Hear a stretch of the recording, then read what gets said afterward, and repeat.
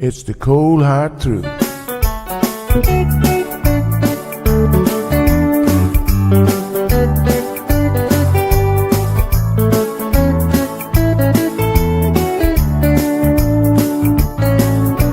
Everyone really want to know what's going on with her show. Just get on the air and you will know it's Sandra. The queen of the mile road is here, helping people from everywhere. Get on the phone and you will hear Sandra. Now she will tell you how it goes. Now don't you ever step on her toes, 'cause you will hear the cold hard truth from Sandra. They say she's the hero in town, helping people from all around. You get a call, your money is found, it's Sandra.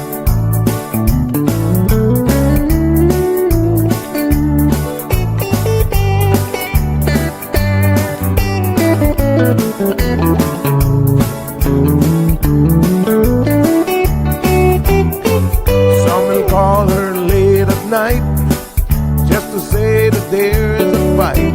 And she will not just leave it alone. She'll get up and call on the phone.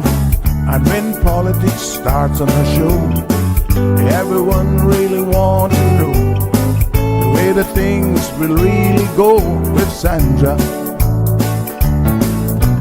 Some will start to criticize, get on the show and tell pure lies, but soon they will realize it's Sandra. And when they start to argue again, she'll pull the heads to the wind, and soon you will be a friend of Sandra. 'Cause every day everyone wanna hear from Sandra. Every day, everyone wanna hear from Sandra. 'Cause every day, everyone got to hear from Sandra. 'Cause every day, everyone got to hear from Sandra.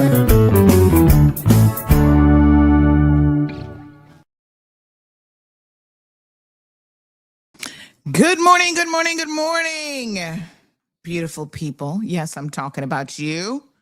How you doing, honey child? Everybody's good? Another gorgeous day in paradise. Wow. I had to chuckle a couple days ago when I saw in one of these I Love Cayman groups where the person said something to the effect of, like, they come here and they don't want to leave or something like that. And I was like, yeah, that's the problem. Nobody ever wants to leave. I legitimately had to chuckle to myself when I saw that comment, because I wondered if they recognized that, yeah, that's what we struggle with. People who don't want to leave. You come and you're like, oh, I'm so in love with this place. And I can't remember, Ozzy responded and said something to them. I can't remember exactly what it was now. And I kind of responded back and said, please tell them that their sentiments are not unique in any way. There's a lot of people who feel that way about our beautiful island. And all that does for me is it simply reiterates that we have something truly amazing here. And that, a lot of people want to be part of that. And as much as we would like all of you to come, there are limitations to what we can do. So, and it's not our job to make your life amazing. That would be your own country's job, wherever you're from. So I love diversity and inclusion. But when the boat or the pie is only so big, you got to be like, hey, honey child, we got to prioritize this pie. Yep. That's how it works.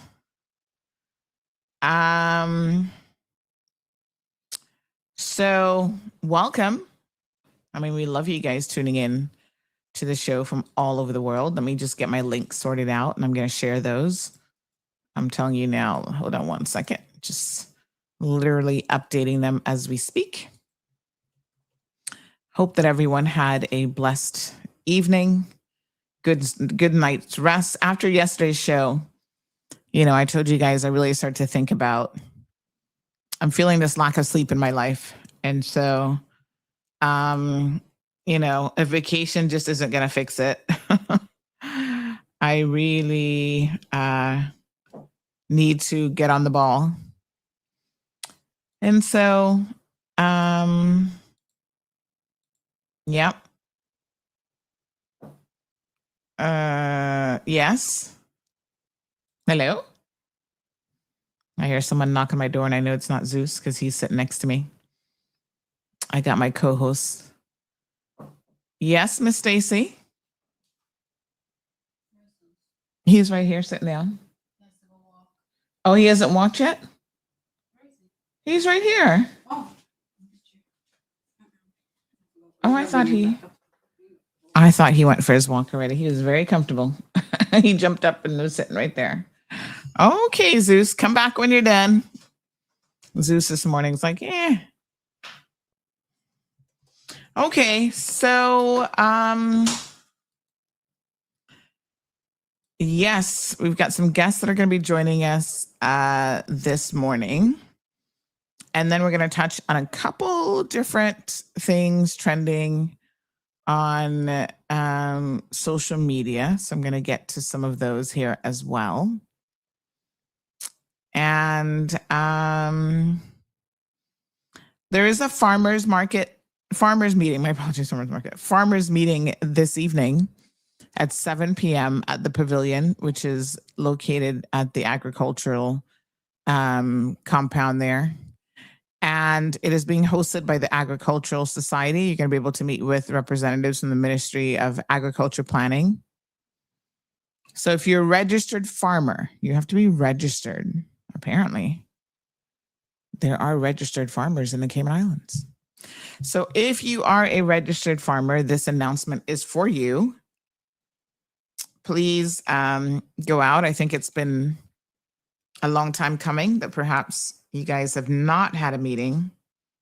So this is one that you definitely do not want to miss, especially since ministerial folks will be there. Okay, so we've been asked to share that update with you all.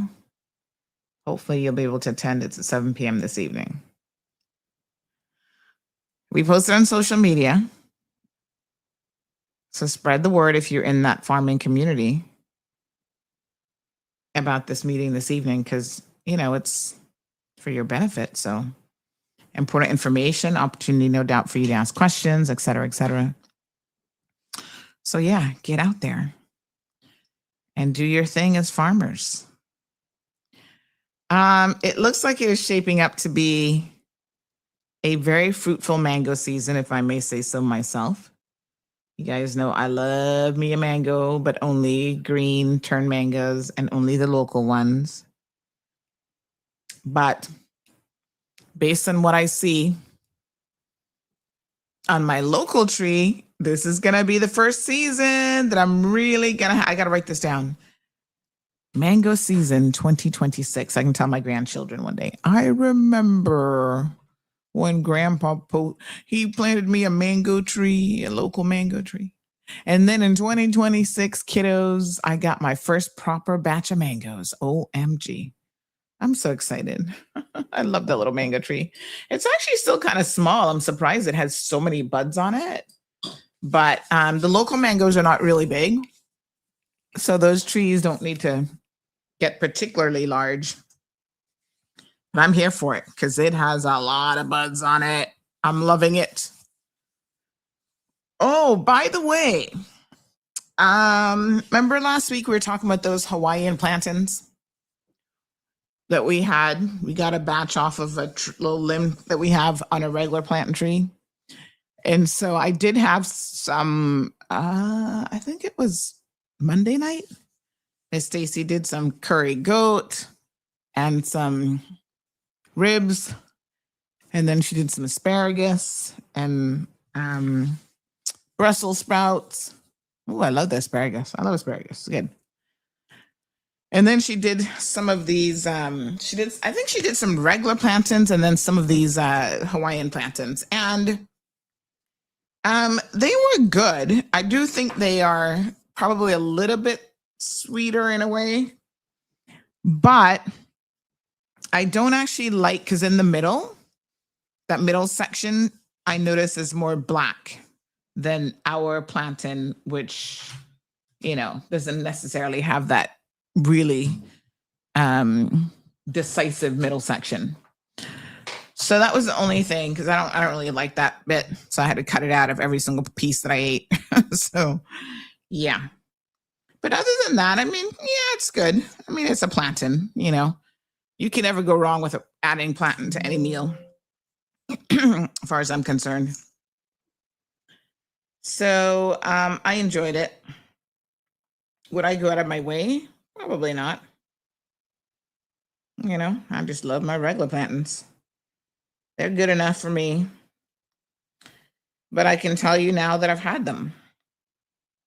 And they were all right. They were good. But I don't want the work of having to pick out that little section every single time I eat a plantain. So that was my only takeaway. All right. Good morning to our beautiful Miss Abby. Damaris and Wee Wee. Strong Wilt says, good morning, Auntie Sandy. Happy Wednesday. God bless the Cayman Islands and Jamaica and the rest of the world. He's got to bless everybody. There's lots going on around the world, conflict. Poor Cuba. Oh my God. I feel like we need to have a segment here called The Things That They Didn't Tell You. After our guest today, I'm going to tell you about one of those things. And it does relate directly to the Cuban migrants in Cayman. So stay tuned for that. What a hot mess.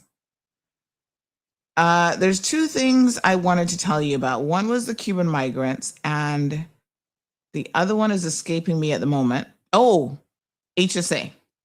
So just remind me in case I forget, because menopausal, premenopausal, I don't know what stage we're in these days. Brain kind of forgets certain things now. So remind me that I want to tell you two things that they didn't tell you. All right. And then we're gonna get it. Okay. Miss Josepha, I see you. Just waiting on your co-guest to join us, and then we can jump on in. Am I pronouncing your name correctly? Give me a thumbs up if that's right. If not, nope. She's like, no, that ain't it, girl. When you come on, you can tell me. I feel like if it's a Spanish name, it should be like Josefa. That's it. Yeah. Okay. I got you. Once you tell me it's Spanish and you're not trying to pronounce it like a Caymanian, then we good. I get it. Oh my goodness. Good morning to Patricia Blake. She is here with us. Marshall is also here. Thank you. Cassandra, I see you. I'm coming. Is that a window behind you, out of curiosity? I need you to either close the blinds so I don't see any light coming in, or just position yourself over a little bit. There's several rules in podcasting and sort of videography, and one of the most important rules is never sit in front of a window or any light source behind you. Because it overpowers you, and we want to see your beautiful Caymanian face this morning. All right, I think both of our guests are here, so let's jump in. Hold on one second. I do believe I have some show notes here as well. Look at that. That's when you really organize. You send me show notes in advance. I absolutely love it. Just give me one quick second. I'm just going to open this up quickly, and then we're going to be on our way. And don't forget, folks, we are live on YouTube, Instagram, Facebook, Bobo 103.1 FM, CMRTV.com.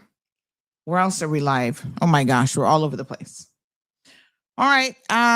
We're going to be discussing CayFest 2026, but more specifically, the Red Sky at Night event, which has become an annual event. Gosh, I don't know how many years now, but I feel like I've been going forever. And it's an absolutely gorgeous and beautiful event. Let's welcome our two guests into the studio this morning. We have Cassandra Shea from CNCF joining us. Good morning, Cassandra. How are you? Hi, good morning. How are you? I'm good. How you doing? I'm doing fantastic. It's Wednesday. I'm feeling great. Yes, I love the glasses, by the way. Thank you. It's a look. It is. So CNCF remains very, very busy. Tell us what your position is at CNCF. So my name is Cassandra Shea. I'm head of theater and festivals over at the Cultural Foundation.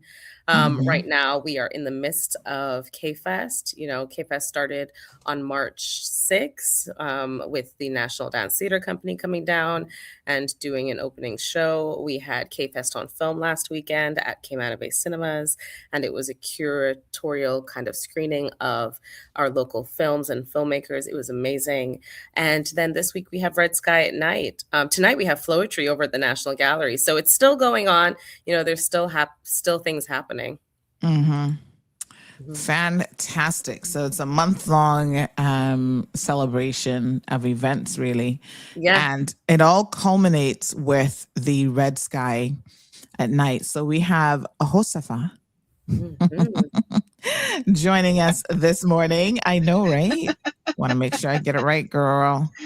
That was bougie. That was bougie, Sandy. It's Josefa, but Josefa is the Spanish version. But I'm Caymanian, so we're gonna go with Josefa. We're gonna go with Josefa? Yeah. Aww. I was hoping you would be helping me with, my Spanish, which I've been trying to improve on. It's okay. We can do that too. All right. So I can call you either one, depending on what mood I'm in. Yes. See. Okay. Well, thank you so much for joining us. You are what do you consider yourself? I know you're a performer, you're an actress, you are multi-talented. Dancer. Thank you. Dancer. I'm a thespian. Yes. A thespian. I'm a thespian. Yes. I think that probably covers it all. So you are obviously involved in so many aspects of anything that has a cultural label to it. You're there. Yes. In schools, doing amazing, Caymanian storytelling. You are at Gimme Story, I think most years. You are actively involved in, anything that CNCF puts on. So tell us a little bit about what your involvement has been for CayFest 2026. Thank you. So anything cultural, I'm very patriotic. So I am going to show up for my country, show up for CNCF. And thanks to Cassandra for giving me that platform to be able to share my theatrics or my storytelling in order for me to be able to assist everyone in the culture, everyone on the island. The reason I am actually assisting this year with Red Sky at Night is because drum roll. Tell them. I am actually the first Miss CayFest ever. And that was, yes. And that was actually a little small, I want to say pageant, maybe competition that took place in 2000 out of the blue. And I was invited to join, and I did, and I won. So yeah. Wow. I did. Yeah, I did. Congrats. It was about displaying your culture, acting skills, and also answering a few cultural questions, and just basically doing a little cultural talent, which I did. I played the steel pan, and the judges voted for me. I was very confident, very lively, and I became Miss CayFest 2000. So yeah, that's the reason I am involved this year But every year I'm involved with storytelling, but this year is because of that specific reason. And I'm happy to bring that to life. And I'm also happy to be a part of it. And I'll be hosting Red Sky at Night on Saturday. So make sure everyone comes out and listen to me. And my sister is hosting with me. So we will be making sure that everyone gets entertained. We will do a little bit of storytelling between us, as well as present everything that's going on and make sure we bring light to the wonderful cultural things that will be happening around the whole area at the cultural at the Harco Theater. Mm-hmm. Well, this is fantastic. I mean, I love your passion for all Thank things you. Caymanian culture. Thank you. And Thank you. yeah, so CayFest. When did CayFest start, Cassandra? I believe it's 1996. Actually, it's been around for a very, very long time. Right. CayFest has been the term It's a CayFest has been staple. around for quite a while. Red Sky's a bit younger, and Yes. Red Sky has gained a little bit more popularity. CayFest has been, sometimes it's a couple of days, sometimes it's a week, sometimes it's a month, sometimes Yes. it's throughout the year. So CayFest, is more of the brand that everything fell under. Red Sky was the kind of opening event, and now it's become the anchor event, like where it kind of closes out CayFest in recent years. Mm-hmm. Beautiful. I love it. It's such a fun event. I mean, first of all, it's happening the perfect time of year. And it's a great opportunity to bring out the entire family. I go there every year. I take my daughter. I take my husband. I don't know that Zeus has been yet, because sometimes he's kind of ill-mannered. But I know I know before we have taken Coco, I think, in past years. So if you have a well-behaved dog, Yes. you can take them as well. The operative word being well-behaved. Well-behaved. Yeah, we don't want them running crazy and trying to steal food from little kids. No, we've got a lot of little kids and a lot of seniors. Our Caymanian quite a few seniors. Yeah, absolutely. And so let's go through some of the details of what people can expect at the event. Of course, the vibrancy of the event. I had to share this picture of the quadrille dancers. There'll be a number of different performers, and it's just just feeling that Cayman breeze going through your hair as there's like singing and performers and music, and it's just amazing. It's really, really quite a lovely evening for the entire family. So it's going to be taking place this Saturday, which is March 21st, starting at 4 p.m. until 11. So if you're an early night person, you can go early, spend a couple hours, and then leave and still get home with lots of time. So, young kids can go and appreciate it, because you don't have to stay until 11. No. But for those people who want to make it a full night event, there is that option as well. So tell us a little bit about the lineup. There are 70 vendors. That's amazing. Yeah, there's over 70 vendors. We have a full day. There is something happening we have about 4 different stages. There's something happening at every section of the Harkwell grounds. And that's where this is by the Cultural Foundation offices are right by the Harkwell grounds where the Harkwell Theater is. The Pandemics is playing in the front. Then we've got in the Caymanian Village storytelling, quadrille dancing, kitchen band music. We've got a wide array of heritage-based demos, like the smoke pot, conch blowing, gigs. We've swanky demos, coconut cutting, like everything's out there. Then on the festival main stage where Josepha is hosting, we've got a DJ, and Josepha will be guiding people to the other stages. So the inside, the Harkwell stage is a showcase of various talents, dancers from different cultures, from different backgrounds. And then in the studio theater, because historically in the recent years, we haven't used the studio theater, but we're reactivating the studio theater, which is the smaller kind of black box. And I quote black box because it's not necessarily a box, but the smaller black box theater space in the back of the main Harkwell Theater. And that's going to actually host a group of improvised theater performers that are flying in to teach improv theater. So everyone should come because it's a ton of fun. They're going to be there from 4 to 6 doing small workshops. And then later on at night, they will be doing a mature audiences only improv show for kind of the adults. And, people can kind of be a little bit more relaxed in a mature audience space, especially the adults, and play games and talk to the improvisers. And then there is Sam Rose is doing a masterclass, a kitchen band masterclass. So people can bring their instruments. They can check in their instruments if they'd like. Wow. And we will reserve their instruments for them. And they get a little ticket. And then they come back for the masterclass. And then they can do kitchen band music and learn about kitchen band music in the studio theater. And that's going to be a lot of fun. And there's a couple of other, sneak peeks that I won't spoil for you. Oh wow, special reveals, because that wasn't allowed to spill in. I know. I spilled so much of the tea. I was like, oops. No, you have to spill it because it's going to be such a wonderful event, and the price is so wonderful. It's only $10 for adults. If you go to Ticket Plus to buy them, and $5 for kids up to 12 years old, and under 2 it's free. At the gate it's $15 for adults, and it is again $5 for seniors and kids under 12. So the prices are not a lot, and you get to enjoy everything. They have food and everything on sale. I probably might go touch the little instrument if Cassandra allowed me to. Well, I don't know. Oh my goodness. I'm looking forward to it. And listen, I don't play an instrument, but I've always wanted to.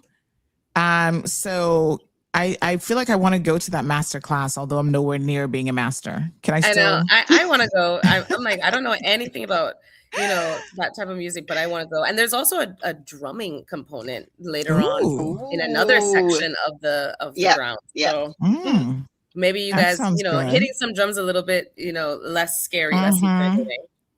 Yep. And make sure that you're there for the Parade of Nations. Yes. Because that is.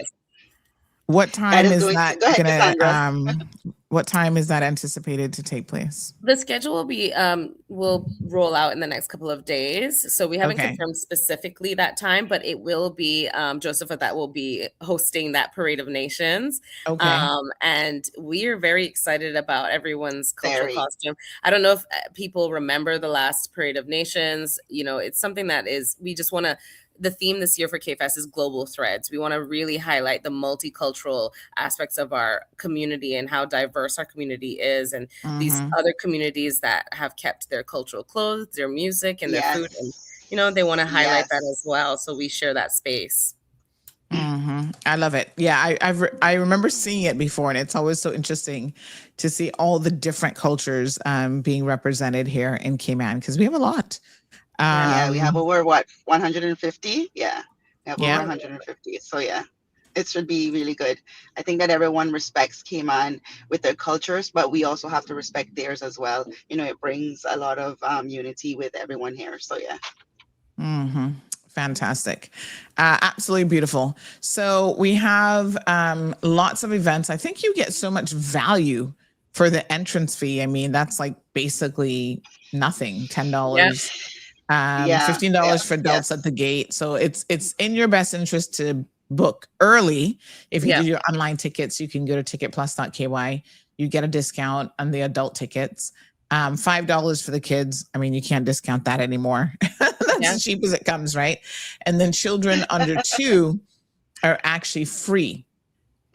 Lots of parking. So they do have a complimentary shuttle service that is going to be available until 11:30. So you can actually park at the Cayman Bay Minerva parking lot, which is the one closest to the Festival Green Bridge. And then they'll just bus you over. So you don't have to worry about parking. There'll be ample parking. They have, I love this Caymanian Village by Mona Lisa Mead. Where is Mona Lisa? I've not seen her in a minute. She's busy working. She's been working. I know, right? So it's going to be great to see her. Yes, I'm looking forward to that because I love her contributions, and I've seen her do the Caymanian Village before. Always really awesome. Storytelling by Leslie Ann Bernard and Nasaria Saku Shalette.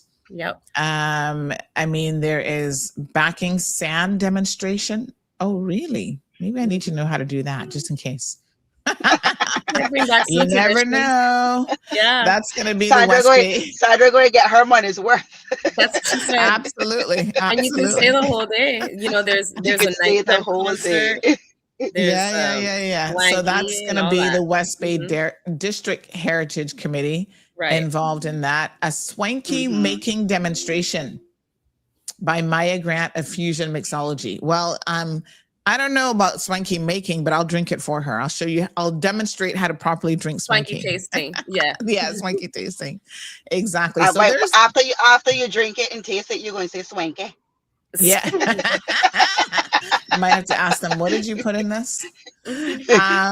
Yes, but let's talk about one of my favorite, probably the most favorite part of it, but the food. I mean, come on. The food is always on point and always amazing.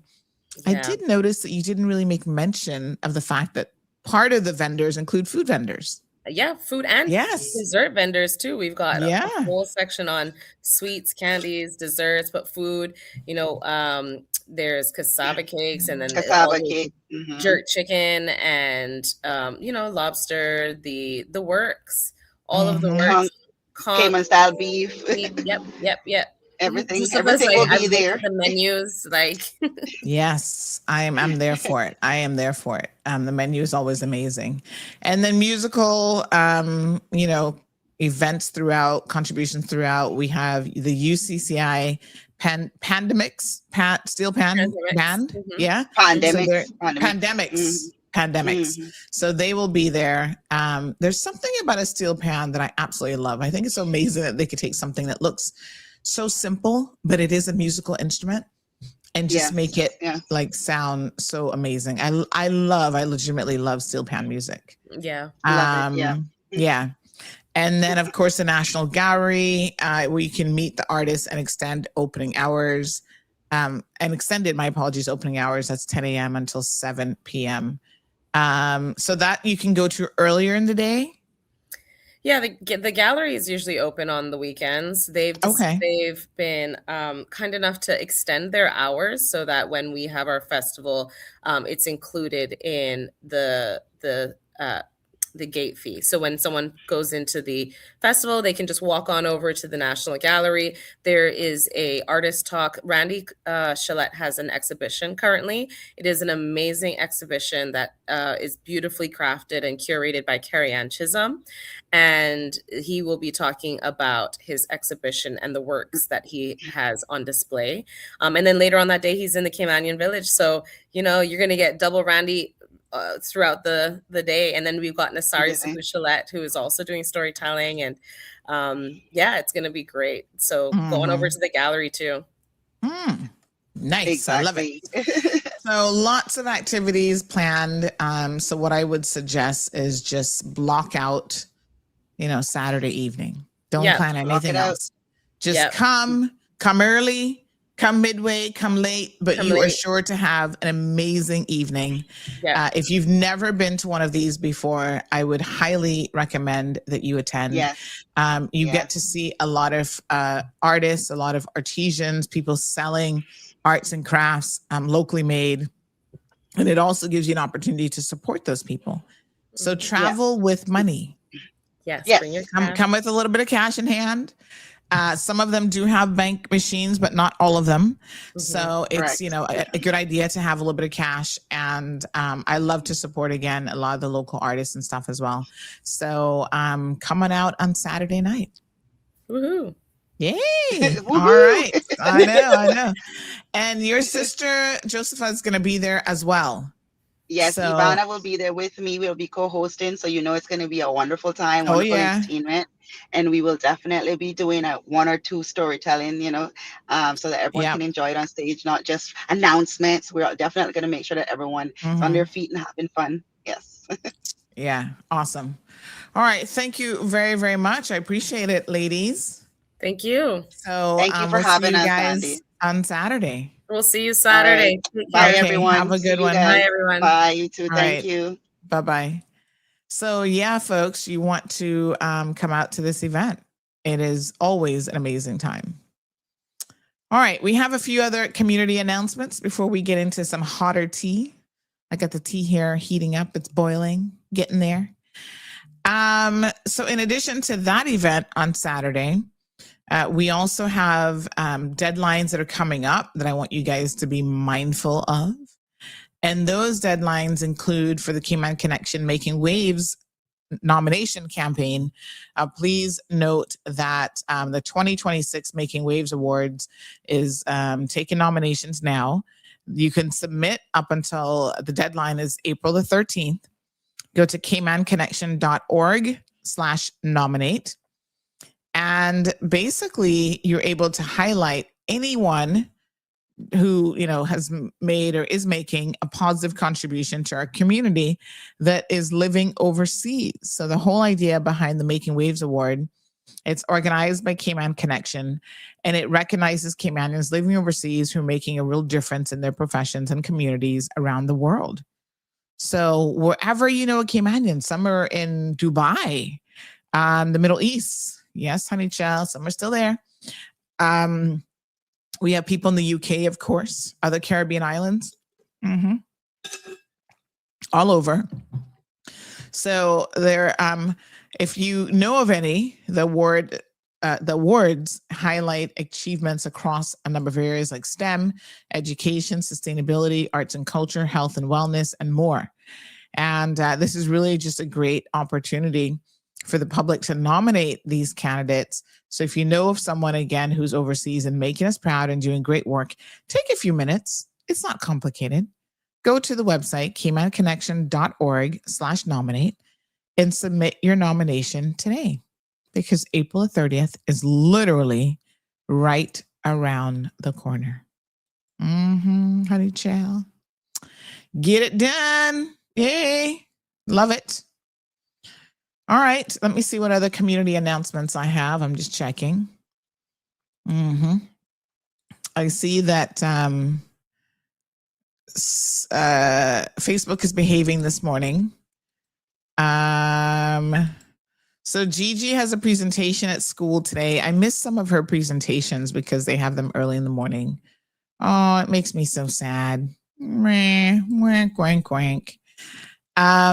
But she is, oh God, I can't remember the lady's name that she's representing. She keeps telling me, but she's an African lady. Her character is an African lady. So they got to dress up today. There she is in her little African outfit. Big shout out to the people who made this African outfit possible, because I had to go on Amazon. It was only like $15 on Amazon. Where'd she get the shirt from? We had a yellow shirt that matched. That's great, because I told her you can't wear it without a shirt. You know, these kids, why not? No, we need our shoulders covered, kids. Thank you very much.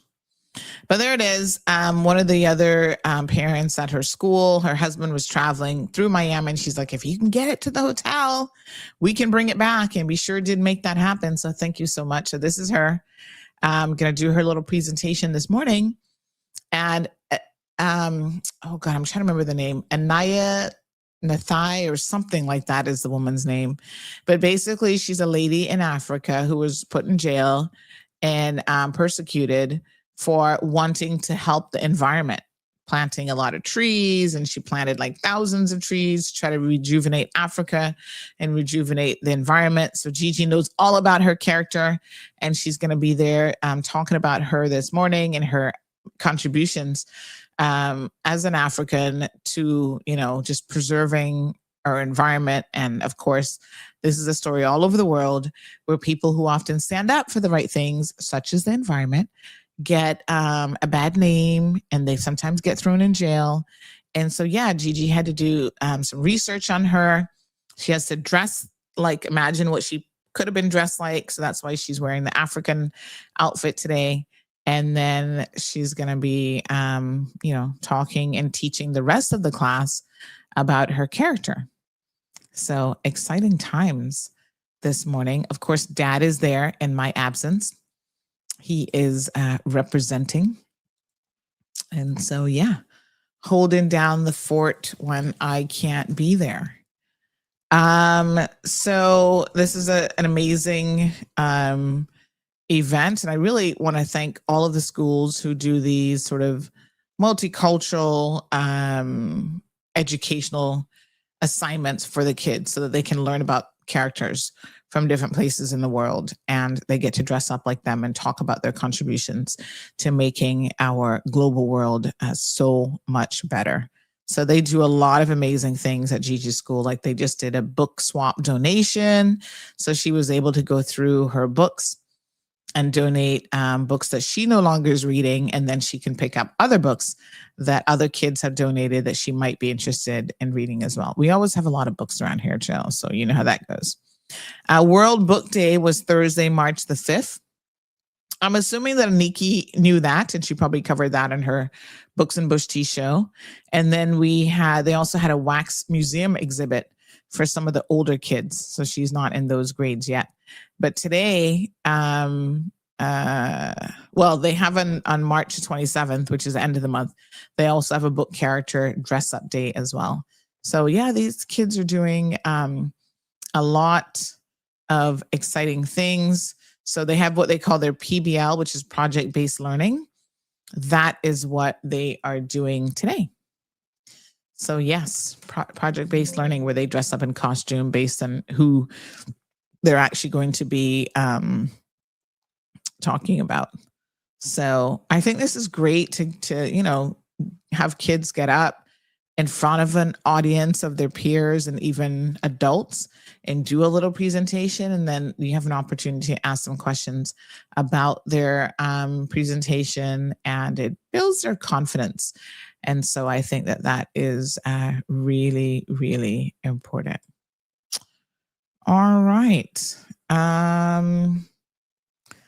So let me just see here now.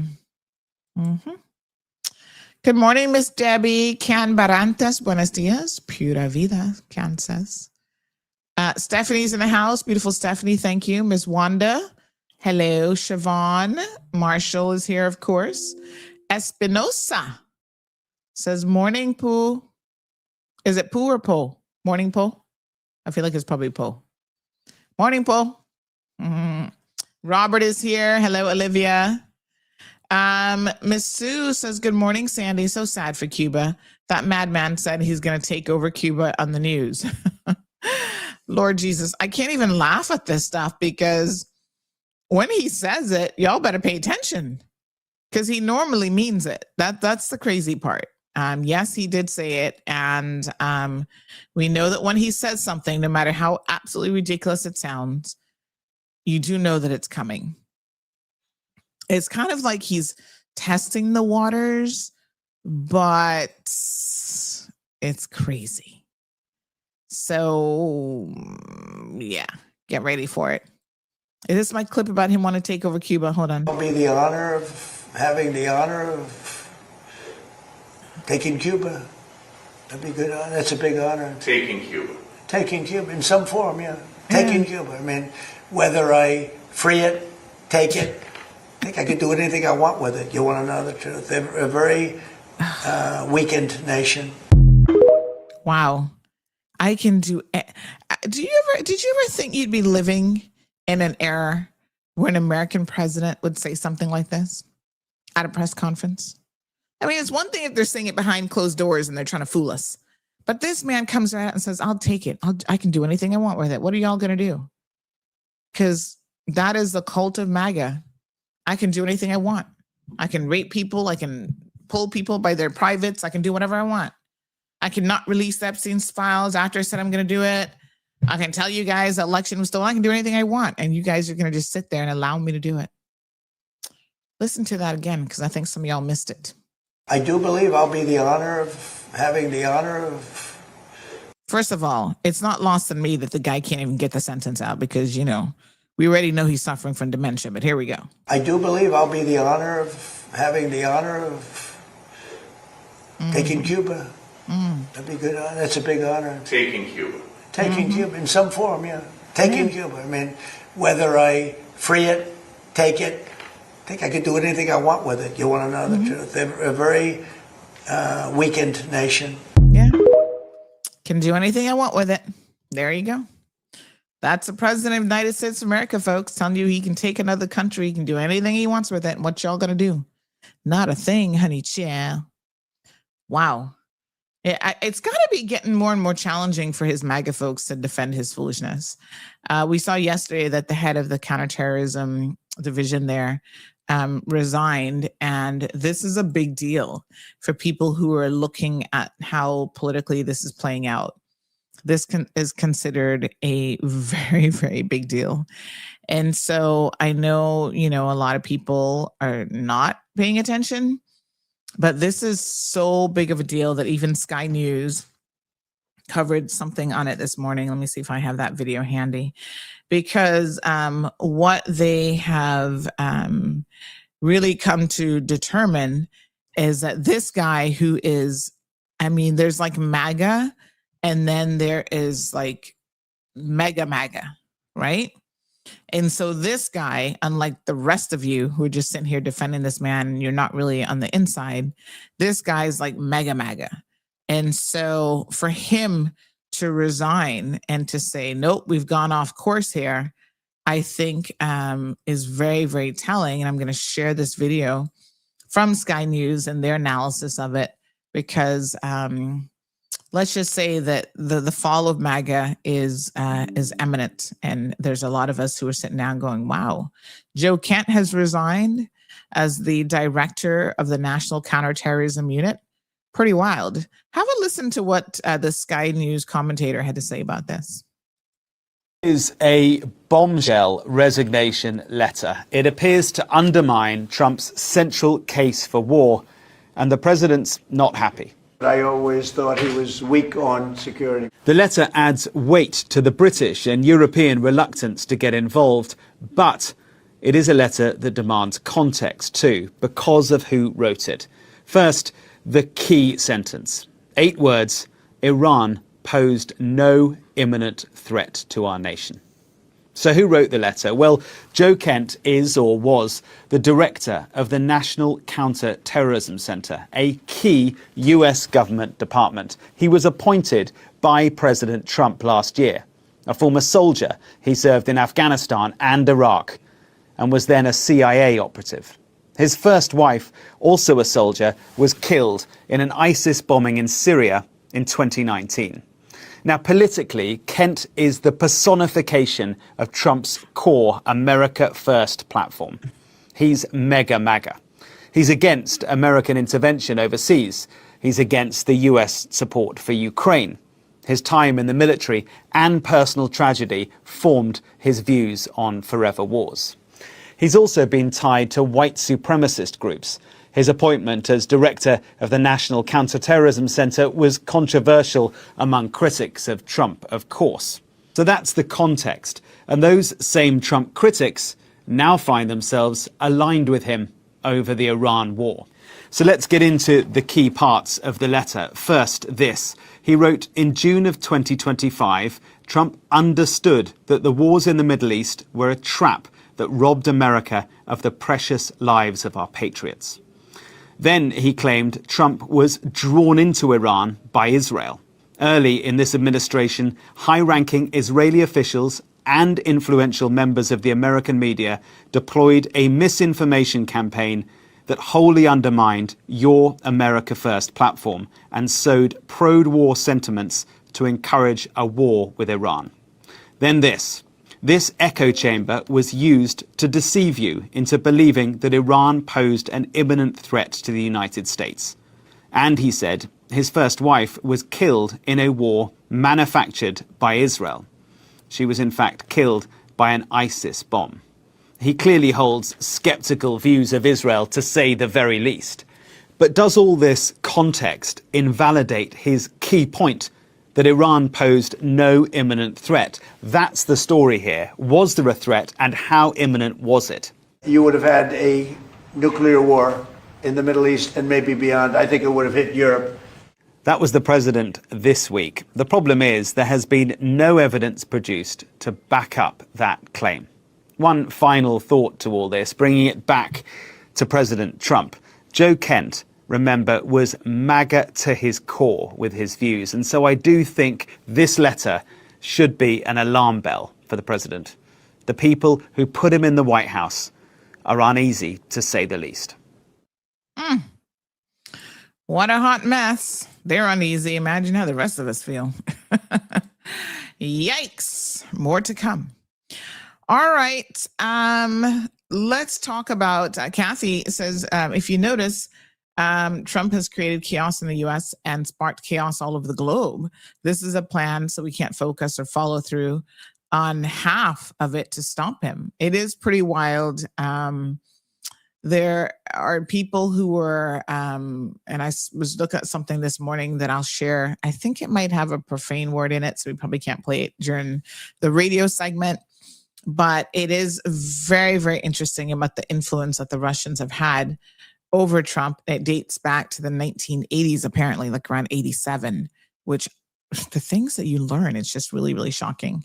So, the Russians do a lot with controlling people behavior wise. Their covert operations are much more interesting than some of the overt stuff that happens around the world. And that's how they control markets and they control things politically. And they've got, spies like Epstein and others, although the common thought is that Epstein was most likely working for the Israelis, and that's why he was connected to so many people and trying to collect as much data on these individuals to be able to use it, when he could. So, it is very, very interesting. If your name is, what's the name? Haviona Uchiyamaka Daniel. Your purse was found at Cafe del Sol in Savannah. So Haviona, your purse is at Cafe del Sol in Savannah. So anybody knows Haviona Uchiyamaka Daniel, let her know that her purse has been found. All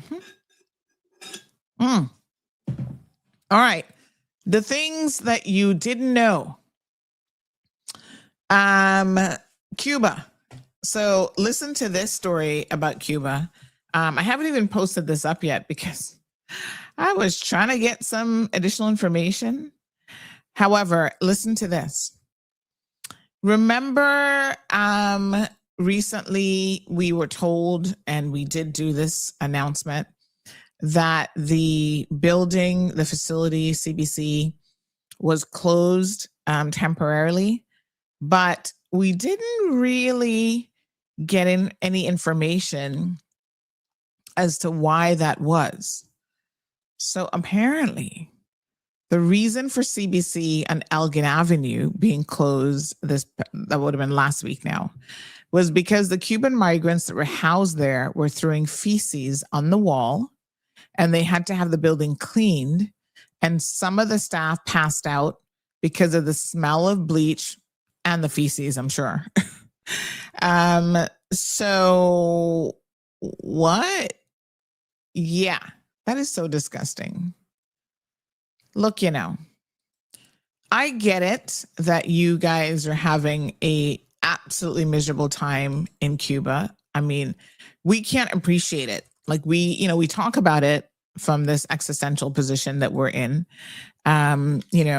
I feel like we're fortunate to not have to ever hopefully experience anything like that.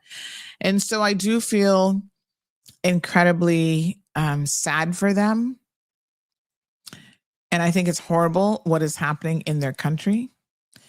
However, when you get a chance to come out, can you act with some decency? I'm just saying. I don't know what to think of this. Is this the kind of thing that they would do in their own country? And this is why sometimes people will feel less sympathetic for you, because you just don't have no behavior, right? I don't know if you're in jail in Cuba that you're allowed to do this sort of thing. I kind of feel low key like the Castro and whatever his name is now. We still think of the Castro regime as being in power, but whatever his brother's name or whoever's in power now, I'm not so sure that they would tolerate this type of behavior from their own people.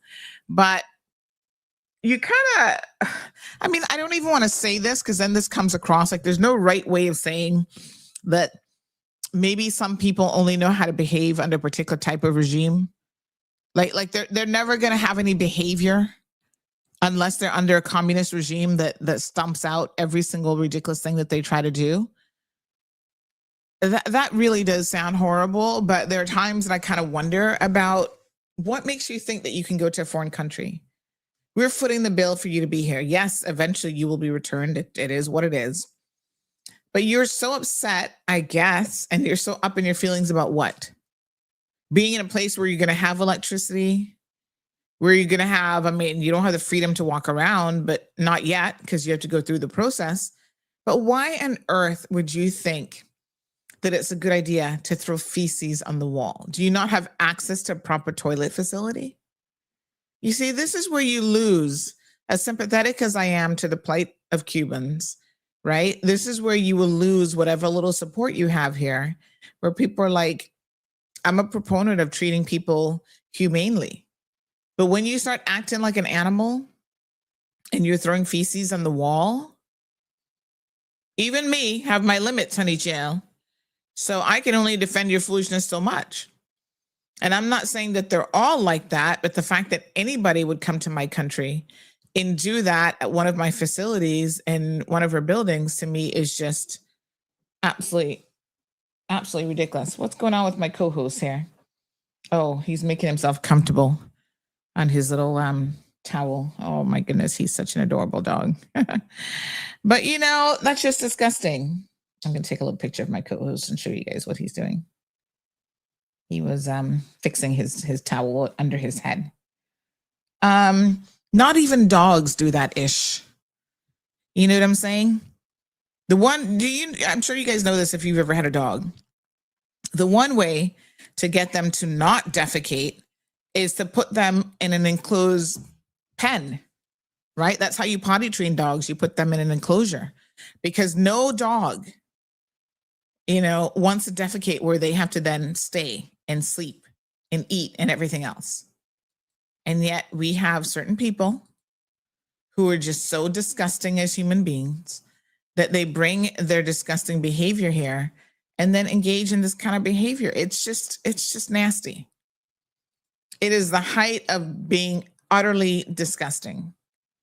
And I just want to say to any of the Cubans who are here listening to this, this is why you have a reputation of not being the most hospitable when you go elsewhere. For example, way back, and I wasn't here back then, but I've heard the stories of when we had the mass migrations in was it the 90s, like the mid 90s or something? And they had, I think it was a couple thousand, well, there's a lot of Cubans that came here. I have my very good friend, Mary, bless her little heart.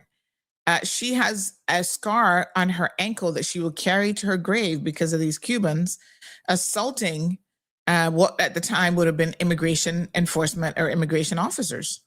And one of them threw a rock and it hit her on her ankle and scarred her ankle. It's not a very big scar, but nonetheless, it's like every time for the rest of her life that she looks at her ankle and sees that scar, she's going to think of a Cuban national having done that to her. A woman who's not ever been assaulted by anybody else. Like, it's just ridiculous. And yes, you can make the argument that, it's only a handful of them, a few bad apples, but y'all bad apples need to stay your behind in Cuba because apparently the Cuban government knows how to handle you. The rest of us here and the rest of the world do not know how to handle you. Okay. So stop the nonsense when you come to our country. It's not good. And I have heard reliably from many other sources over the years that even when we put them in a facility where, the government is paying for it, yes, it is overcrowded because, if they all come in at once, we might put 10, 15 in one house that was never meant for 10 or 15 people. But nonetheless, they tend to leave those facilities in deplorable condition. Like nobody wants to rent their houses anymore.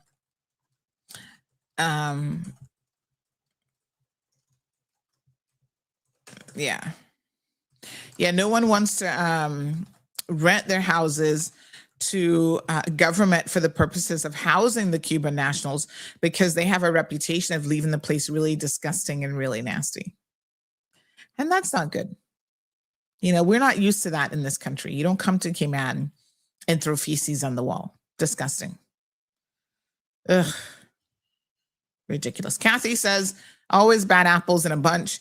Well, there's bad apples, and then there's this. I don't even know what this is. Vanessa says they need to send back to Cuba. Well, they eventually do go back, and I guess maybe that's why some of them are in their feelings, because we don't have a policy where we're going to send them on to America, which America not taking them anymore anyway. But, you know, sometimes they end up in Mexico. And I suspect that, again, in certain countries, they know that if they engage in this type of behavior in those countries, the response would be very, very different. Cayman is known as a very docile community. So our police officers are not going to take out a baton and beat him on the knee and say, you know, don't you, or hit him on the hand and say, don't you ever throw feces with that hand again, because I'll break it. No, we're just going to be like, tell them in Spanish, don't do that. Bad, malo, malo. And then we're going to give them a meal right after that. Make them wash their hands and take a bath. And then our staff who have to be housed at those facilities, you know, are getting sick because they have to now like disinfect the whole place. You know, that's not nice. You can get diseases from other people's feces. Like, that's just the height of disrespect. And so I don't know who in the Cuban community is listening, who has contact with these guys, but please tell them that Auntie Sandy said, behave yourselves, because that is nasty behavior.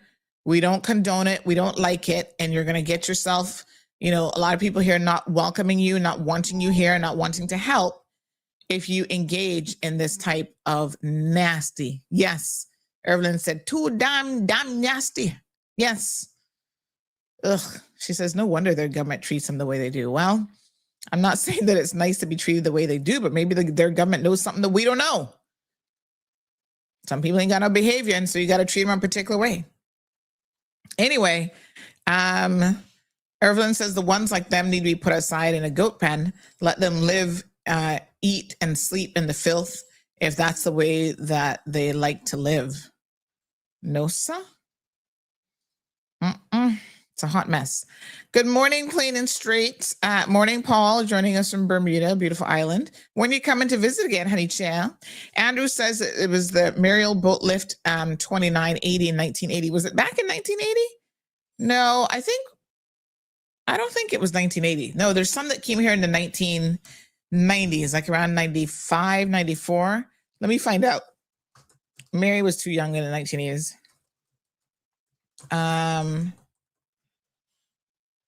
Let me just confirm. I'll get the dates, but I believe it was like the mid 90s. So maybe between 92, 94.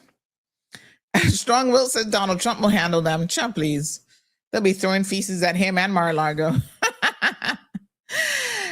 Plain and Straight says so many of the Cuban refugees have proven to be so ungrateful for what we do for them while they are here. It is sad. And like I said, you know, there is a sense of they really don't appreciate it. So, yeah, honey chow. Plain and Straight says that the Cuban refugees do not have a good reputation in Honduras either. The majority of them are disrespectful and do not appreciate the help that they receive. It's not nice. I mean, listen, whether you're there because you really want to be there, or you're there trying to get somewhere else as in transit, you have to have some degree of like respect for people and their country and, you know, their property and stuff like that. So I was very, very disappointed to hear that, that this was what had happened. Yeah. So that's one episode of the things that you don't know. The other one is, what did I tell you about? I said Cubans and, the HSA. Okay. So this one is in relation to, Zeus is trying to get comfortable. Oh, honey child, he knocked down the towel. He's like, I don't want that towel this morning. I'm trying to stay cool. Let me turn up the AC for my dog a little bit so he can be nice and comfortable. So the other one is the HSA. Apparently, the morgue is closed for renovations, finally. So if you have a loved one right now that passes away, let me just say that they can't stay on ice for long. So be prepared to hurry up and bury them, because the funeral homes, I think, are kind of acting as a morgue right now. We know for a while that the chiller, at least one of the chillers at the HSA for quite some time, in fact, has not been working. So I'm hoping now that whatever renovations they're undertaking is going to be working. But you know what this means? What it means is, and this is kind of an interesting point, even from a legal perspective, but if something happens to someone where they have to do an autopsy, they have to go, and correct me, because I know we've always got funeral home people listening to the program, but my understanding is they actually have to go to the funeral home to conduct the autopsy, which is kind of wild. Yeah. So interesting.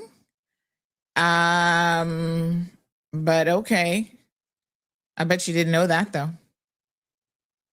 You know, somebody says Trump knocked me off the air. Let me see what's going on. Did the connection drop? Oh, let me see here now. Let me message Sir Dave and see what we got going on. Not that Trump wouldn't try, but I'm pretty sure it has nothing to do with him. Maybe logic again. Let me see. Let me see if logic's down. Okay, so this person says that they believe the riot was in 1995. So going off of memory, they believe it was 1995. All right. I'm showing that I'm still connected, so I don't know what's going on. So I'll just message the station and see. All right. So what else was I going to tell? Yeah, so that was the other thing, is that the morgue is closed. I was in court last week, as you guys know, that this is all I'm hearing via radio. Okay, but I can't listen to that.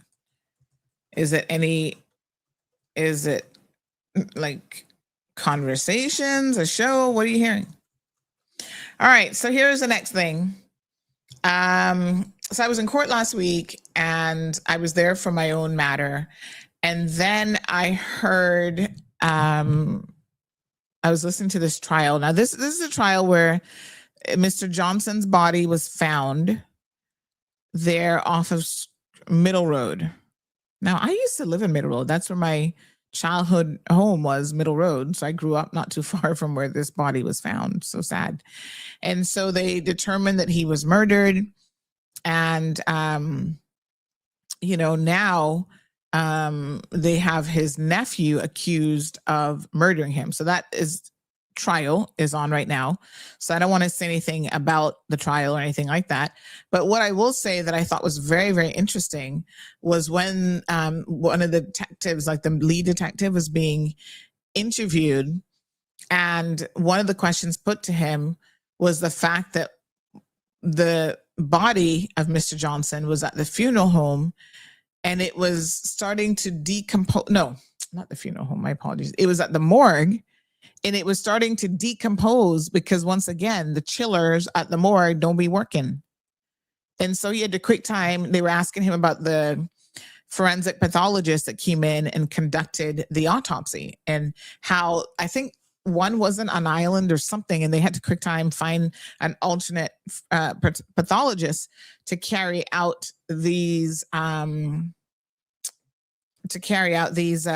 do you call them? The autopsy. I'm just like, what? That chiller not working has played prominently in the lives of so many cases and so many situations. So basically, the detective was like, yeah, his body, unfortunately, was starting to decompose quickly because the HSA morgue facility is just not adequate. And the chiller is never working. And so that is so incredibly crazy. And so that actually came out. It will now be part of the record there in court documents, which I think is absolutely wild. What a hot mess. Fix it, Jesus. Fix it. Honey, chill. Anyway, hopefully this renovation that they are undertaking will, resolve the issue. Hopefully they're getting new chillers and new coolers and whatever, because you can't have a morgue where the morgue does not even work. The chillers don't work. What a pint of that. Like, seriously. Where's my little what a pint man? Here we go. What a pint. You know what I'm saying? What a pint. All right, madness. Madness all over the place, I say. Morning, Emma. Wishing everyone an amazing day. Thank you so much. Johan is here misbehaving as usual. Talking about he was so happy with his rookie service yesterday that came to his rescue. Richard Parson joining us. He says, I'm doing my part in Round Rock, Texas. Ooh, Richard could be nominated for Proud of Them Awards. Hey, Richard. I know Richard is very much involved in his community there, so that's the kind of person you want to nominate. Hint, hint. Good morning, caller. Welcome to the program. Good morning, Sandra. Hello. I just joined you a couple of minutes ago, and I said, well, should I call now? Because on what topic is she? But only to find you're on the topic of court. Yes. So I just want to give you a short update. You know, my matter where I have sought a judicial review against the Judicial Commission, this is a matter where I'm seeking a judge to be disciplined, has been listed, I think I mentioned to you, for Monday and Tuesday this coming week, 23rd and the 24th March. It will be in courtroom 9. That's where they'll set up everything. Okay. The judges will be in the UK. The 3 judges of the UK Court of Appeal who have been assigned to hear the matter. You might remember that I said that the whole Cayman Court of Appeal has been recused due to the issues that I raised about bias. It starts at 8 o'clock in the morning. No, that's quite early. It's very early because they have to sync it with the so that it's not too much in the evening in the UK. Okay. But otherwise, are the judges then going to be via Zoom, or are they joining? Okay. They will be via Zoom. I have the Zoom link. I am authorized to distribute it, so I will send you, and I'll just send it all around. The Zoom link, the instructions for joining in are there. I will also send a copy of the cause list. It's only my matter because it's a special sitting for 23rd and 24th. So we have permission to log in during that segment, because sometimes the court is a little bit weird about this stuff. I asked about all that. I was given permission, and the detail will be that if you log in, like if you don't go in physically and you decide to log in, you will be able to see the proceedings, but your video will not appear on the on the screen. Yep. Yeah. So all those details we have sorted them out. The registrar, Janisha Simpson, we went into all those details about how people can log in. This is a case where, very quickly. There are 12 parties. I can't remember how many I'm suing. That's the Chief Justice Ramsey Hale, the Attorney General, and all the members of the Judicial and Legal Service Commission, including the President of the Court, the President of the Eastern Caribbean Supreme Court, the President of the Caribbean Court of Justice, Justice Saunders, all the members of the Commission, in other words, together with the Chief Justice. But the Chief Justice is at the top because she's the one that I really want. How important it is, I should just say that this is a case where I've got 26 grounds of appeal, but I'll just talk about 2 of them because they're very important to the public. One, we will see to what extent a court is ready to discipline a judge where there's evidence, because there's been no history whatsoever in the Cayman Islands of a judge being disciplined. There's been no history of the Judicial Commission being taken to court.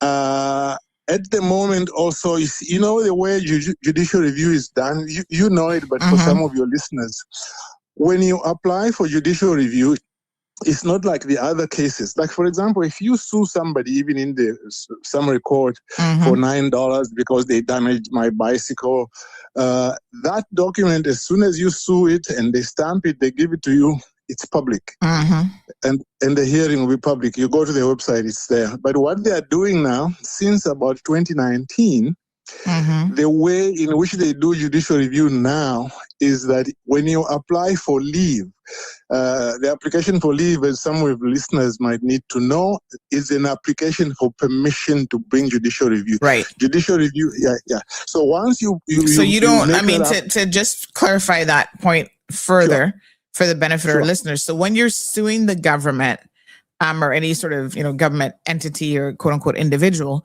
you don't get to just sue them and file the documentation. You actually need to apply to the court for the court to say, I guess the test is that there's a prima facie matter here that can proceed. So basically the court has to give you permission to sue government in the first instance. specifically in judicial review. Yes. Yeah, specifically judicial review. I sued the government in the other case, the one that you reported some time back in your paper. I sued the government and the Attorney General and the governor, but because it was a simple, well, not simple, it is a writ of summons. That one, I didn't need to seek permission. Okay. I immediately I sued. It was on the website, and you were able to report it, no problem. But if you are seeking judicial review, meaning you are saying to a government institution, you have exercised your power, which is a statutory power, wrongly. When you file your document, first of all, they have to hear it in secret. And if they dismiss it, they don't give you leave. People may never come to know. But you see, people what have to understand is that, in my view, is unconstitutional. It should be open the same way that it used to be open before 2019 and the way it is in other Commonwealth countries. Because under Section 7 of the Constitution, it says that all decisions of all trials to determine the rights, the obligations of the public must be in a public trial. So I'm trying to get this court to take us back to where we used to be, so that immediately you file the application for judicial review, it is public. So otherwise, that's it. We'll see what happens. So wish me luck. And by the way, wish you luck for your case as well. Yes. Although, when is it coming up next? I'm supposed to be there tomorrow. So we have an application in. It's an application before the judge. So I can't really talk about that because it is a jury trial. So once we get perhaps a any sort of a response on the application, then I can certainly let you know. Because it may proceed then on Friday or not. So I'll try to update you guys after that. Okay. Well, thank you very much. And thank you again for your time, Sandy. We'll talk soon. Yes, thank you so much. I appreciate it. Okay, bye-bye. All right, folks. Not sure what just happened to Facebook, but I do notice that our Facebook numbers dropped off significantly, which is a little bit strange. So we had like over 100 people on Facebook, and then it just bloop down to 19. So a little bit weird. Thank you, Nicole. Says that the radio's gone. We just have a buzzing sound.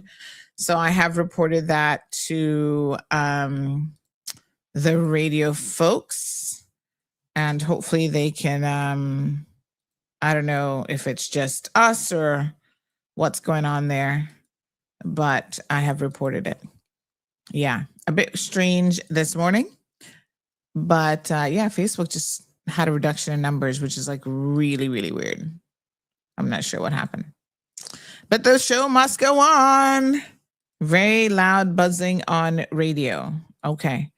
Is it just Bobo or is it the other stations as well? I wonder. The other DMS stations. Strange things are happening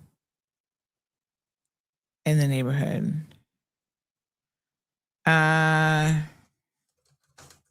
Okay. All right.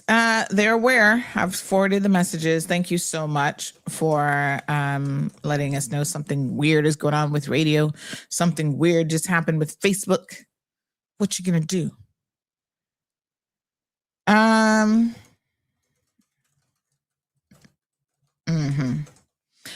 right. Let me see. Somebody said, nope, I'm in my car and I cannot hear. Aren't Cubans not taught personal hygiene? They don't give a good impression at all or encourage our hospitality. That's unfortunately the thing that we all have to agree on. No bueno, no bueno.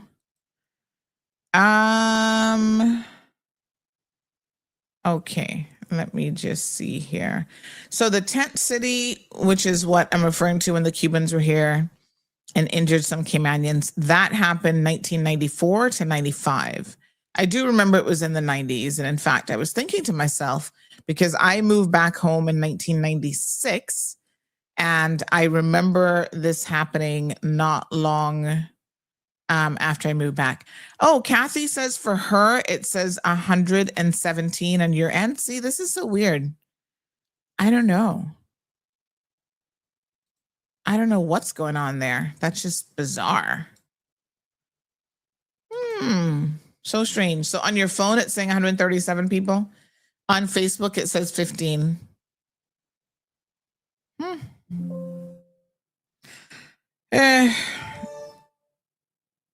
Okay. All right. Well, the show goes on. Good morning, everyone. It'll probably just refresh all of a sudden, then it'll be correct, which is just weird. CJ Cooper says Facebook is all good on my end. Let me just check. I'm going to check the Facebook feed on my phone and see what it's showing on my phone as well. But I believe you, Kathy. Some strange things been happening in the neighborhood. Who are you going to call? It's like Ghostbusters. All right, let me see if I can pull up the stream here. This is very strange. What's the word for strange in Spanish? Extraño? I don't know. I'm just making that up. All righty. Let me see here now. On my phone, it says 15 people. Isn't that weird? Yeah. On my phone, it says 15 people. So I don't know. Some of you are saying 137. All right. Thank you, Kathy. I'm guessing it'll just resolve itself. It's saying 15 online on my phone, says Evelyn. Lily says Facebook is 15. What the heck? 135 says Shamika on mine. I've been here a while. Might be stuck. Yeah, I don't know. It's weird. Let me restart my device. Soka says I see 135. Yes, YouTube has 95 because some people still not finding us yet on the backup channel. On the bottom, it says that the name for the backup channel is Cayman Mall Road, Cayman. Find it, and you'll be able to watch us on YouTube as well. Yeah, Facebook can be very, very strange at times. It's great when it works, but when it doesn't, it's like, hot mess. Hot mess express. Robert says, yep, says 15 in mine. Yeah, I told you, 16 now. Yep, I see 16 too on the computer. Oh, wow. Let's continue. Balika says when you apply for leave or permission, you actually do file the documents, but they put on the closed register and not the open register. Once leave is given, it is put on the open register. Interesting. So you're saying that you're fighting for when you apply, even before they make a decision on whether it should proceed, that it should be listed on the open register. I guess the reason their argument is going to be because they've not yet approved it to proceed. So, it's not yet supposed to be in the public domain. I don't know. It is interesting. It is an interesting question for sure. Okay. All right, let's continue the conversation. So I don't know what's going on with Bobo. Hopefully they can get that sorted out for us as well. I'm not sure if I should reconnect or what it is. It's probably not even, it probably has nothing to do with me. I don't really know. But once they're back online. So Emma's seeing 135, Strong Wilt is seeing 135. That is just so weird. I'm still seeing 16. Huh. Oh, well. All right. So listen, let's talk about something else. I purposely haven't said anything about this because I was kind of wondering, like I was kind of waiting to see, take the pulse on this a little bit. But remember the whole Super Bowl flag carrying situation? This guy, Jimmy Whedon, he was actually brought to the Cayman Islands by private organizers, including Dean Ramoon. And some of you have taken exception to the fact that we acknowledged him and brought him here. And I'm really feeling a way about this. And I'll tell you why. There's a couple of people who jumped on. I'm trying to see if I can find the video. One guy, I believe, works for the Compass. And so he is a Caymanian based on how he sounds for sure. So he got on here. Let me just see if I can download his video. And he had a lot to say about the situation. And I am a little bit disappointed, actually, that this has been brought into like this negative light, this negative report. Because let me be honest, when we first saw this guy carrying your flag, the immense degree of pride that we all showed in that moment, right? I understand we're back on radio, folks. Welcome back. We should be back now. Yeah, so we're back. Back on. Hello, radio folks. So yeah, the degree of pride that we had, and I could see it on social media, you know, we posted about it. We did several posts about the flag. And the degree of pride that people were like, oh my God, the Cayman flag was at the Super Bowl. We were represented. Like, it was just a moment. It was like a unifying moment, right? And I thought, yes, you know, people to see our flag. Some people didn't even know what the Cayman flag looked like before. And it just felt good. I think we were all like on the same page. Like, this was awesome to see the Cayman flag being represented, being carried. That post February the 9th that went up, we did, I think, one February the 8th with like the video. The next one, February the 9th, got a lot of amazing traction and feedback. So there were a lot of people trying to find out, well, who was carrying your flag? Of course, the next logical question is, who is this guy? What's he carrying our flag? What's he doing? Like, this is amazing. Da-da-da-da. And so big shout out to Dean Ramoon, because Dean took on what I think is a hell of an investigation. And he was able to track this guy down. Like, he had to call in like favors. You know what I'm saying? Like, oh, who do I know in the music industry in the US that knows Bad Bunny's team? And they could, you know, it took a lot, so much so that the Compass people were not able to find him. Right? They were trying too. I know for a fact that they were trying to locate this guy because they wanted to do it, and they were not able to find him. I think we're back on radio, right? Let me just double check the radio feed. So they were not able to find him, and so it was like this whole like, who's going to be the first to find him kind of thing, right? Let me just double check. Are we live on radio? Oh, now they're playing the BBC. Lord have mercy. All right, let's reconnect. I think I got kicked off there, but okay. So they were trying to find this guy. Everybody was on the hunt. And one of our own, Dean Ramoon, was able to find him, which I think is absolutely amazing. You know, then the haters came. And I do, yes, Richard said I was jumping up and down when I saw the flag, right? Anybody who saw that flag, even me. At first, I didn't see them. Ron's like, I think that's the Cayman flag. I was like, what? Oh my God, our flag is there. And he was in a prominent position. We got good airplay, even more prominent because we had a hunt for Jamaica's flag. Like, at one point I was like, was Jamaica there? Was their flag there? Because We heard him in the rundown of some of the countries. He mentioned Jamaica. He said, Jamaica. So we heard him say Jamaica, but then I couldn't see the flag. So at first I was like, he could never have said Jamaica and not have the flag. Like, come on. That wouldn't even make sense. So, I was on the hunt. Where's the Jamaican flag? But when I saw that Cayman flag so prominent, so beautiful, it was fresh, no frills. He carried it with pride. He didn't make it touch the ground. Yes, this was a paid gig, of course, but still, even some people who are paid are very lackluster. Y'all should know this when they're paid. And, I just felt like this guy did an amazing job. Everybody was paid the same, I'm sure, for carrying the flags. But I think he brought it, and we're happy. And so Dean went out of his way to try to find this guy. And now there's been controversy around this. I think that sometimes as Caymanians and just as human beings in general, we create controversy around things that there should really not be any controversy around. Like it's stupid. And I hate to use that word, but I'm going to use it this morning anyway. It's like, what's the pint? What a pint of the controversy? What are y'all up in your feelings about? Okay.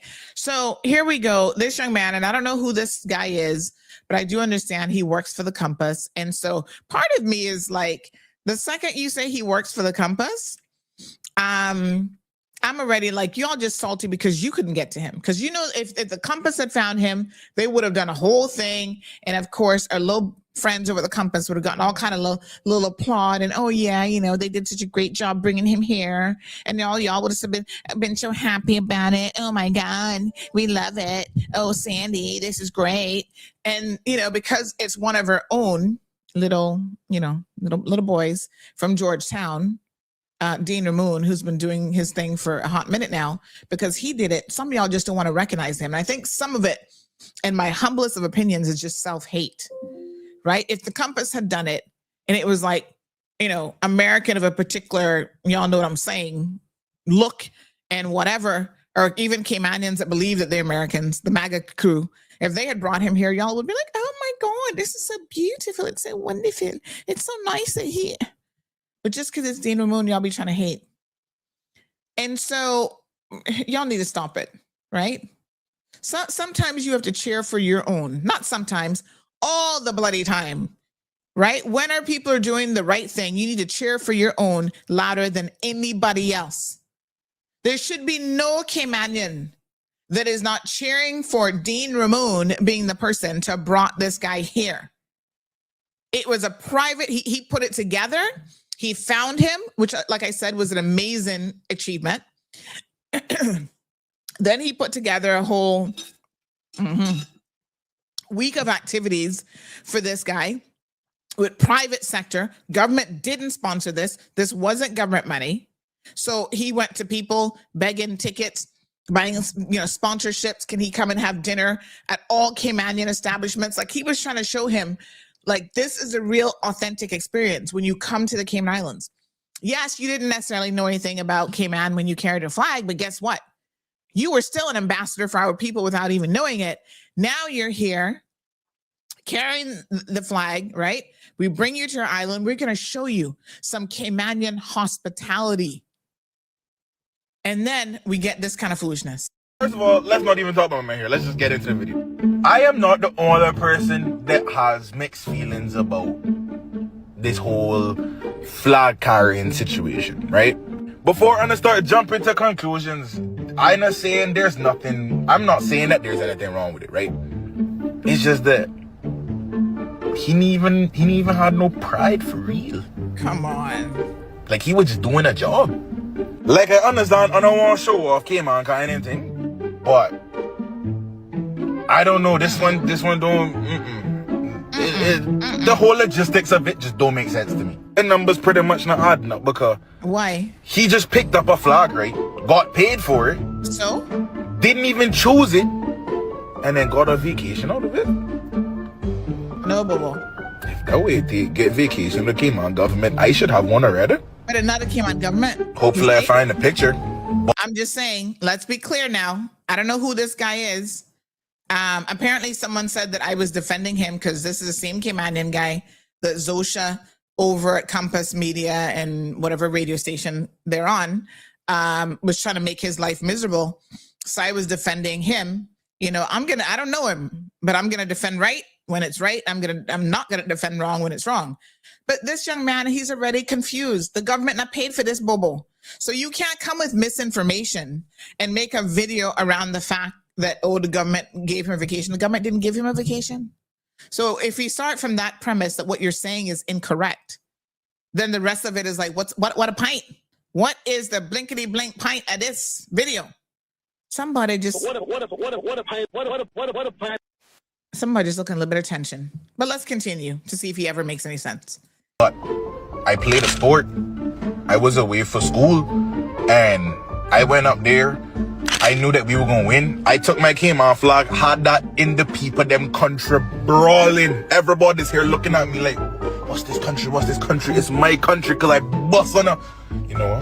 But even more so, again, he not had no pride. He not choose the flag. I think my discourse is he not choose his flag, and he just picked it up. So Because it was there. Like, bro, we was the last option, and you got a vacation out of this cousin. What? All right, no. cool. No, If showcase a Cayman outside, the Cayman is what it takes. Say nothing. Say nothing. Me next. No, Bobo. What? Who he be? Where in the Georgetown is he from? He probably one of them cousins from down in the East, child. He look like he at Matt Field for Drew. Dude, I don't even know what the point of your video was.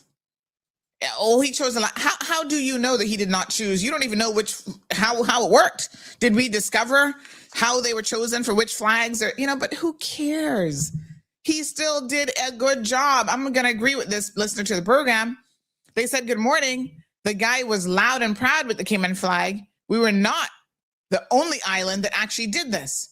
And I think some of the other islands that did it, it was actually their government that located and found the individual, right? And treated them to something. I mean, I think some of y'all just live in a world where the signal gone. What is happening? I'm listening to the radio. Gone again? Oh, Lord, something going on today. No, sir.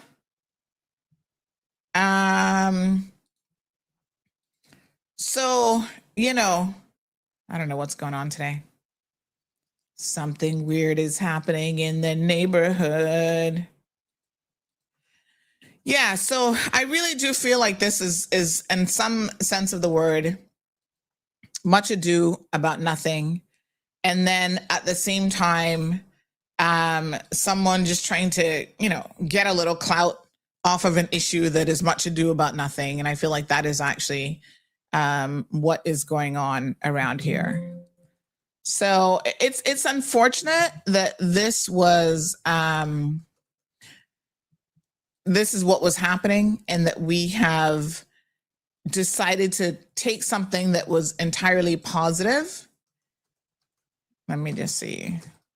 And try to make something negative out of it. And that is where I feel like, that's what's happening here. It is really, really, let me see if I can just let me try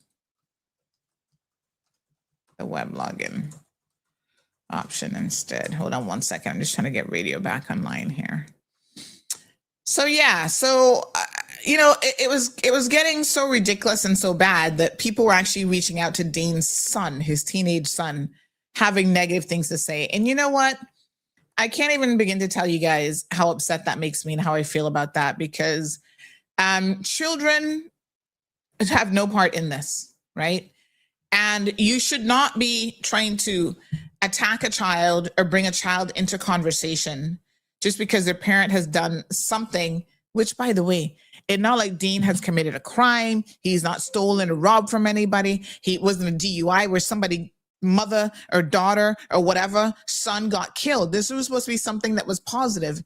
And here you guys are trying to reach out to, his son and having nothing but negativity. Y'all lucky, y'all really lucky, because I can tell you what, it wouldn't be my child that you're going to be trying to reach out to. I'm just saying. This is why I don't believe even that children, even teenagers, should be on social media, because, you know, some of y'all fools believe that you should have access to people's children when you shouldn't. This is really quite disturbing, to be honest. All right. Let me just see if we can get radio back on board here, folks. Uh-oh. All right. We're going to try to hopefully get reconnected. All right. Let me know when we're back on radio. And we're going to try this option and see what's going on. So, yeah. So it is very, very unfortunate. Again, I think this is a bunch of bad-mindedness, as Caymanians would say. Let's have a look at the interview that Dean and his beautiful daughter did with this young man as well. You and the Caymanian flag. Oh, I mean, it was one of those things. So I actually was hired as a dancer for Bad Bunny's performance, and once we got to the flag section, I was assigned the flag section at one point in the rehearsals, and I just kind of gravitating towards the Cayman Islands flag, and I am originally from the United States for the most part, and it was one of those things where I did do some research on some of the flags, and there was so many different cultures and different people a part of the cast, grabbing their native flags, and so I just thought to connect with the Cayman flag, and yeah, for the most part, that was it. Yeah, you connected for a good reason, and you brought so much emotion. Like, I don't think you didn't know what was going on. Like, you were so stuck at Bad Bunny halftime show, Patriots, Seahawks. You didn't know which one to kind of like have your emotions about. But you had a flag that means so much to our country. So we have the young man here saying that, listen, yes, it was a job. He was supposed to be a dancer. And at the same time, he, gravitated towards the flag. Our flag is beautiful. As you can see it behind me, we carry it with pride wherever we go. We love to wear like our flag shirts. We've got flag backpacks, like anything that we can have to represent who we are. Like it's immense pride whenever I go somewhere and I see the Cayman flag on display. And the Super Bowl was certainly no exception. That was a world stage. Bad Bunny, I forgot what the final numbers were, but he exceeded all numbers of people who were actually watching his show. And I think now for someone in our community to say, you know what, I'm going to do something a little bit different in the sense that it was different for us because other countries, let me try and get Bad Bunny's numbers here. 1 second. Number of viewers. It was, for the Super Bowl, it was definitely a record of all times. The number of people that tuned in live plus went back and watched it. So it says that the 2026 Super Bowl halftime show averaged about 128.2 million live viewers in the USA. And the performance has been credited with about 4.2. I'm going to round that up. It's 4.157, but 4.2 billion total views worldwide across TV and digital within just the first 24 hours alone. That is a world record. There is no two ways about that digital record being absolutely amazing, right? In the top 4 for halftime shows, but world record wise, number 1 for digital views. So this is a big deal. It's a big deal to have our flag, represented and carried.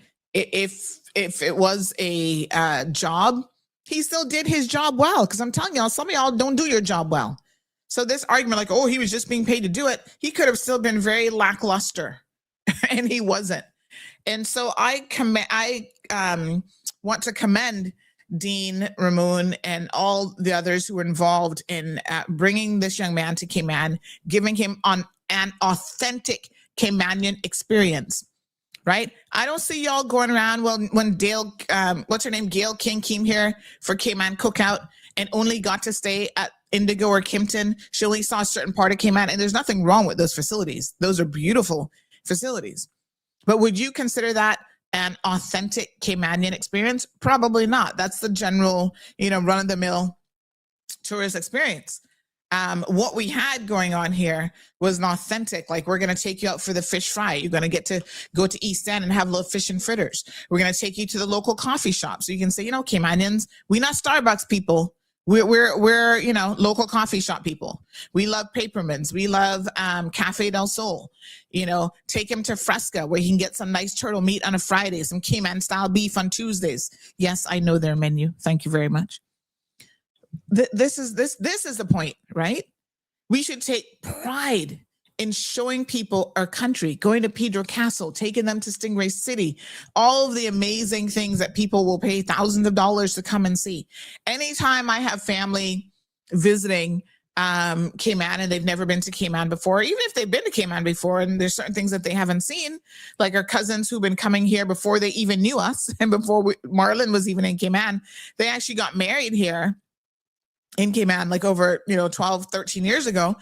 But guess what? When they come and they're with us, we're like, you know what? Have you guys ever been to the Sister Islands? They're like, no. I said, what? No, man, we got to change that.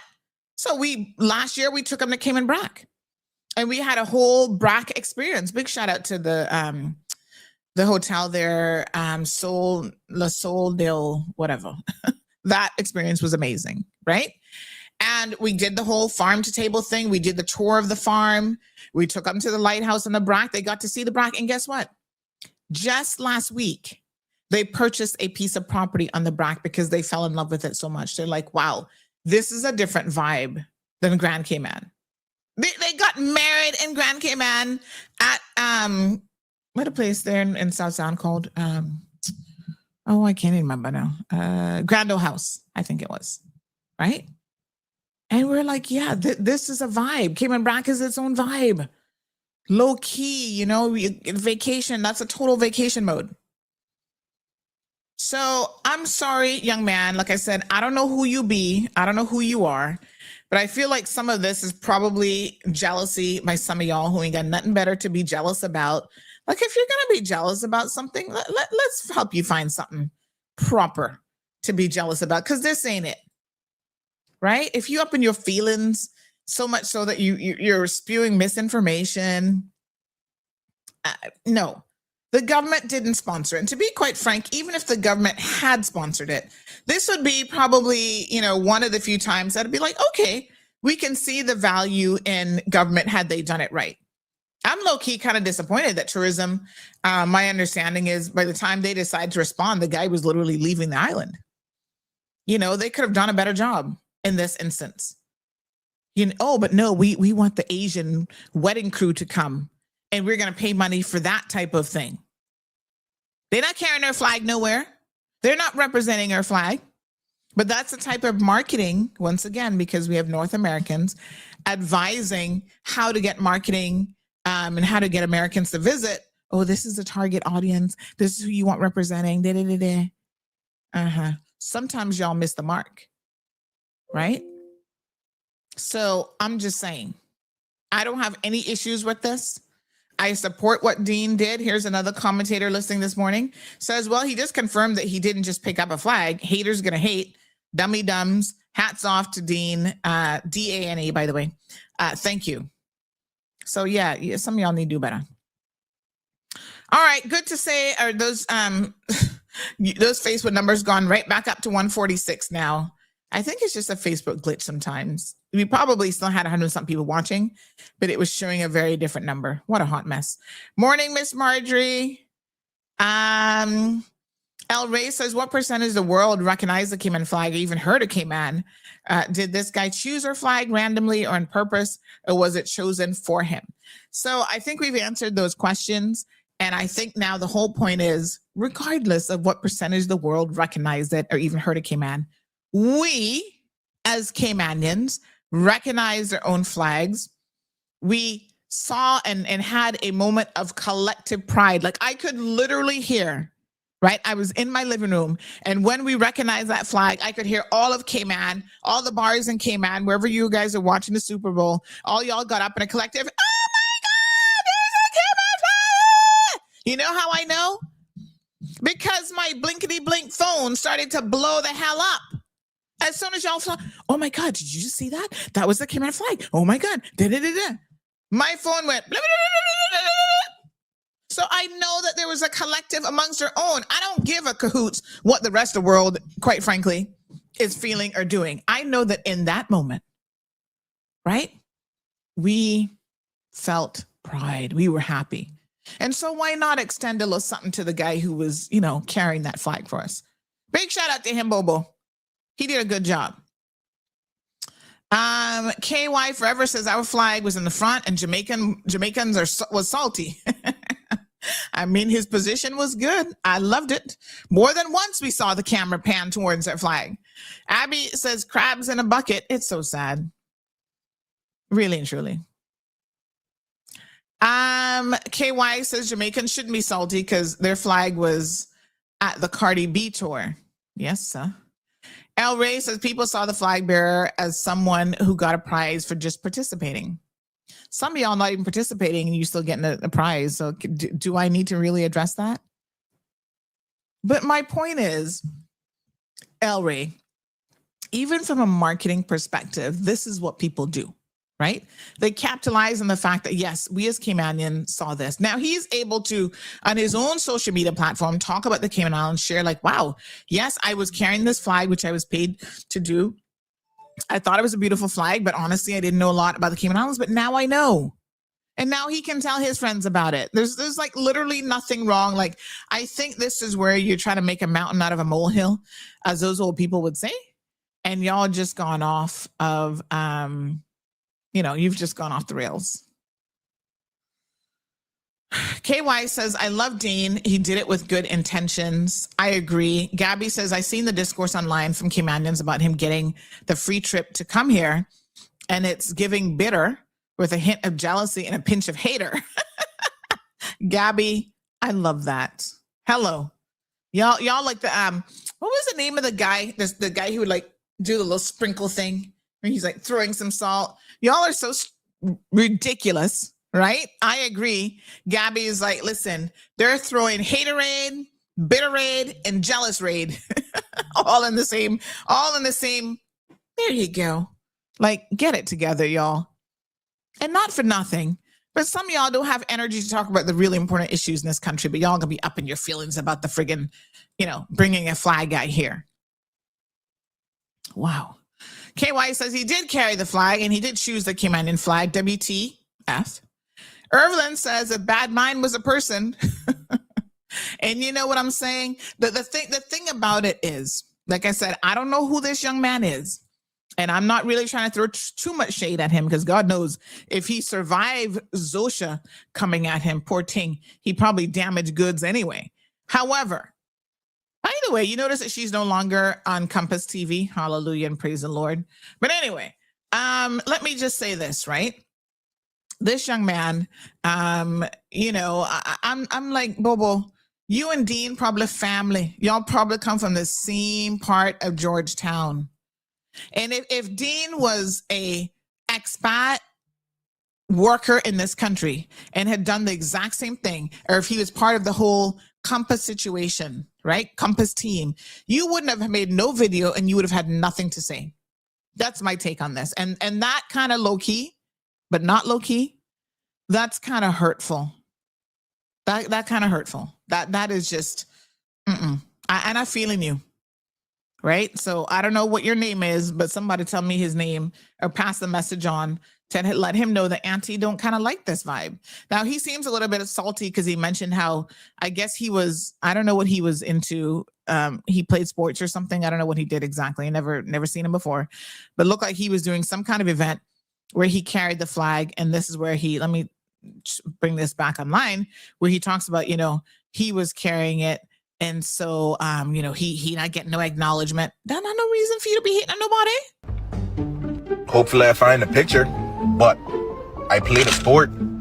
I was away for school and I went up there I knew that we were gonna win. I took my Cayman flag, had that in the people, them country brawling. Everybody's here looking at me like, what's this country? Good. And as a Caymanian, you should be doing that and not necessarily needing 1 ounce of recognition for it. That is what you do.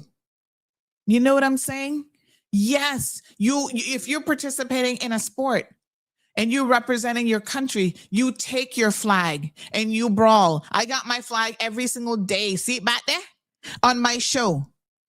There are people who come on here sometimes on YouTube. They don't even know where they're watching from. They're like, what flag is that? What country is this? Da, da, da, da. And I make sure I answer that question. This is the Cayman Islands, Bobo. You might be in the wrong chat. You might be in the wrong conversation. But this is Cayman. Loud and proud. And that's what you should do. Okay? And you don't need to be acknowledged for wearing your flag with pride. That, yes, thank you. That's somebody say that's called national pride. That's right. And more of you need to have it. You need an acknowledgement for national pride. You think every single time a Jamaican wearing Jamaican colors, they expect somebody to recognize them? Or if they go and win Usain Bolt when he got up his Jamaican flag and stuff, you think he needs people to acknowledge that, oh yeah, well, he holding the Jamaican flag with pride? No, that's what he's supposed to do. Even better if you won. But shoot, as far as I'm concerned, even if you don't win, still hold that flag up with pride. Because we are such a small country. Kathy says he's a pot stirrer. Miss Marjorie says some people talk for talk's sake. Hey, amen and hallelujah. Johan says local man making a valid point as a local representing KY with pride as a student athlete. That's the point. But the point is he's supposed to be doing that as a Caymanian. Okay, so, okay, great. You did that. Pat on the back for you. And what? You want a free trip to your own country? I'm sure you were supported as an athlete by people giving donations, whether it's some of the organizations, the good organizations that are here, from CUC all the way down, right? They're sponsoring athletes all the time to be able to go away and represent. We give you guys exposure for being productive in your own country, but there's kind of like a bit of a, you're supposed to do that, right? If you get involved in a sport, you do your best, you take your flag, you represent your flag well and with respect. Yes, you're in somebody else's country, but you hold up your flag with pride. That's expected of student athletes. That's not something that should be seen as an extraordinary thing that you want a trip to the Kimpton for the weekend. I mean, we can arrange it. If you really up in your feelings about nobody recognize you holding the flag, reach out to me because I got some people who know people who know people. We can hook you up with a little Kimpton trip for the weekend because you carried your own flag with pride. Will that make you feel better? I'm just kind of wondering, how can we fix it? How can we fix your emotional distress over this? Because I feel like this is really ridiculous. You want me to take you East End so you can get some fish fry? I will personally drive you myself. How about we do that, Bobo? I will take you to the East. And you and I can sit down at a little fish place there, have a whole fish, some snapper. No barra for me. I'll have some snapper. And some of them nice fritters. Get a little swanky. And we can have a little conversation. Would that make you happy? I mean, I'm all about sharing the love, and we got shared amongst our people too. So, if you still hung up, and I don't know how old you were when you were carrying that flag, you're probably 15 or 16 years old, and you should be a big man by now, but, sometimes we hold on to feelings for a minute. KY Forever says he chooses the Cayman flag. He even went online to look up the Caymanian history before picking up the flag because he wanted a connection before touching the flag. He said all that. That's amazing. Sandy, can you play the whole video? Oh, I don't think I have the whole video. I'll see if I can get it, but I'm not so sure I have the whole video. But here's the really sad thing about it. That's really, really kind of messed up, right? Dean has had to actually respond. This is where life is like so sad. He's had to take energy and time away from being productive. And he has had to respond to these like haterade people. And I think that that's kind of sad. Like sometimes I'm of two minds about responding to people. Sometimes I'm just like, don't give them the energy, the time, nothing. But then, you know how, once again, y'all know how Caymanians say, oh, he wouldn't even respond to that. You know, it's not after 9:30. Sandra, don't waste your energy on KJ. Is that his name? KJ from the Compass. He isn't the most polished. He has a lot of developing to do. You know, and I want to support KJ as much as I possibly can. I think, you know, he missed the mark on this. Al Ray says, man was just expressing his opinion, #free speech. I'm not saying he can't express it. I'm just saying that his, of all the issues that he could be expressing a feeling on, to me, this one seems kind of petty, KJ. And like I said, KJ looked like he family from the East. He looks like a Macfield. Who is KJ? Oh, Karen says, oh, that's KJ. I don't even know who the hell KJ is, but you know what I'm saying? He's probably a Macfield or a Ramon or one of them people down from Scranton, down from the East. I don't know who the hell, who's he family to? He's one of us is my point. So I don't want him getting up in his feelings against another one of us. Like, it's just stupid.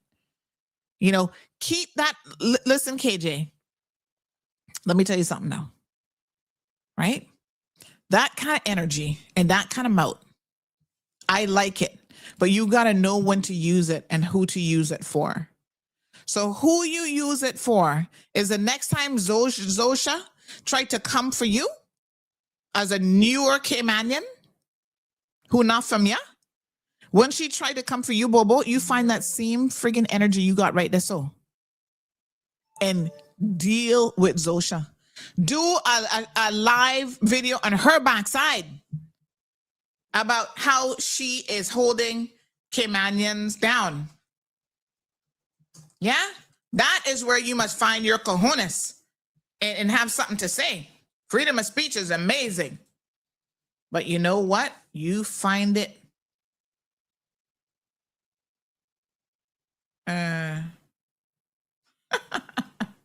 Bunch of jokers. This my court case update now. You know, right now I just want to use the a-hole word, right? Although we are free, I'm trying to behave myself in 2026.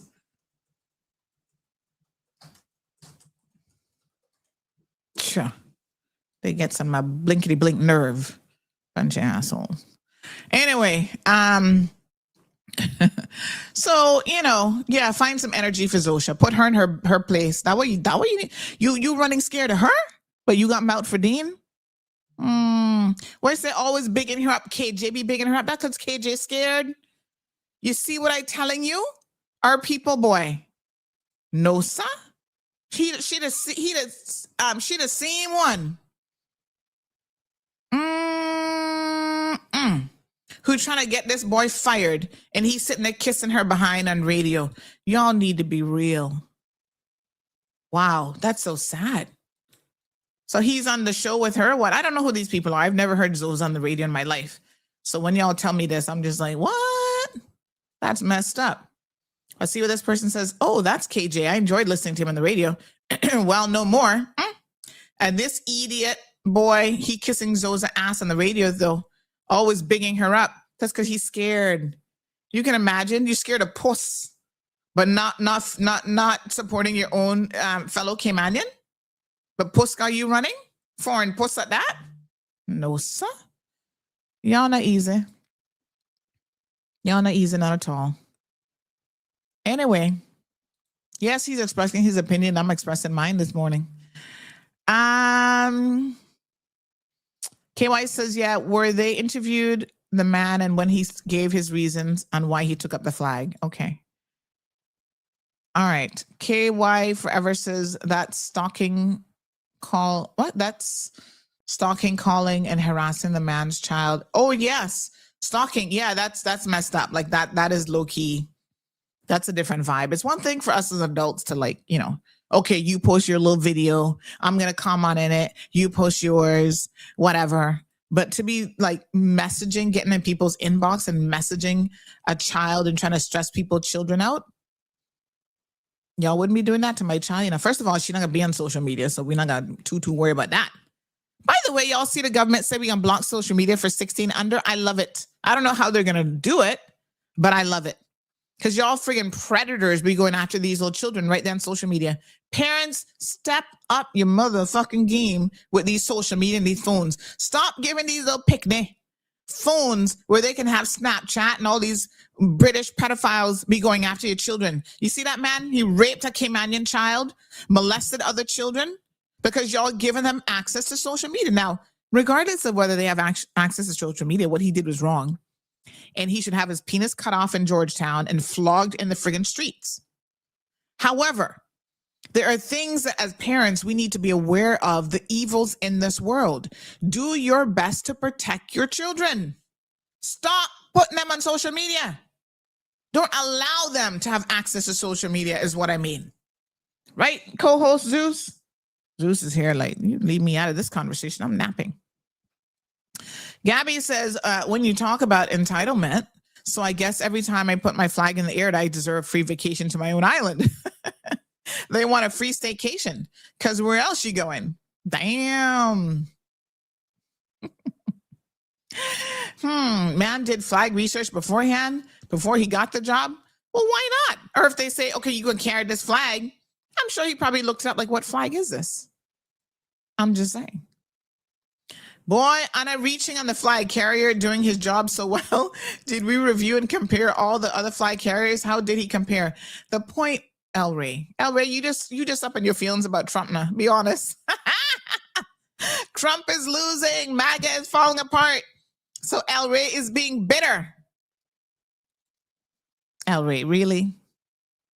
It's something that is in the stratosphere of social media. It is being discussed. In fact, some of y'all, I know these Instagram folks like Auntie, kind of late now, you know. She now just talking about this. You know, I purposely not addressed it before, but it's been all over these 3, 4, 5, everything. By the way, y'all with a 3, 4, 5. We got fully 3, 4, 5. We got 3, 4, 5 happenings. We got everything 3, 4, 5. We got, you know, buck your toe 3, 4, 5. Kunk knee 3, 4, 5. Wow. We got so many representatives now. And I love the fact that y'all pulling in the 3, 4, 5 because that's our unique zip code. So good for you. But we got a lot of them. It's hard to keep up. Kathy said as he did his job, at least he got the flag notice and did it with respect. Hallelujah. Take that. Trust me, can't be happy for someone else. Bad mind for true, says Gabby. El Rey says, okay, let's see his social page and what he posted about Cayman.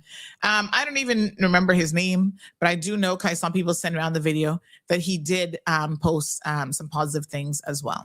Lavana says, I don't care how he chose the flag. All I know is he represented the hell out of it. KY to the moon and back infinity. Auntie, he looking clout. KJ, aw, that's because those over there stealing his clout from him. KJ, you want clout?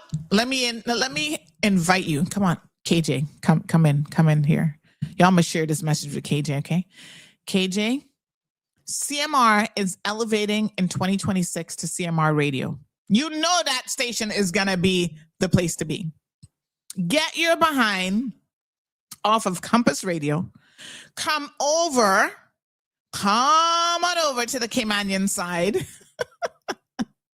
CMR Radio and have your own show where you as an independent content creator can make your own coins and you're not going to be sharing no space with Zoja in no studio, and you definitely don't have to kiss her behind because that can't be a nice feeling when you know you don't really mean it.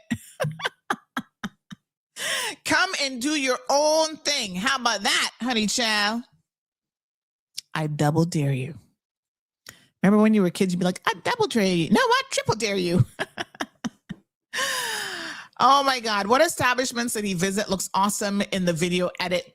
Okay, let me see. We did do an article on this, and this is also why it was topical this morning, because when I saw the article, I was reminded of the fact that y'all want to make this a thing.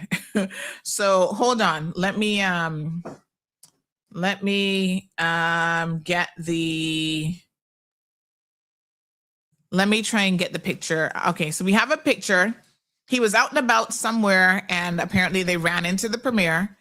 And so a picture was taken with the premiere. Maybe that's why some of y'all confused, thinking that the government actually sponsored him,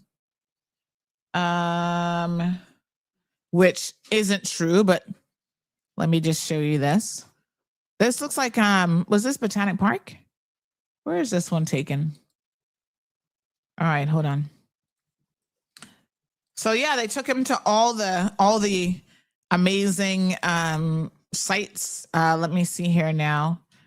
So we had, does it tell you all where he went? But he went all over the place, John.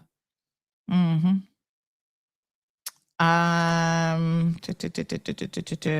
Yep, so Cayman Airways brought him in. Thank you, Cayman Airways. Big shout out to them. Curated itinerary that showcased the island's history, traditions, and natural beauty. Highlights included an informative visit to the historic Pedro St. James. Big up Pedro.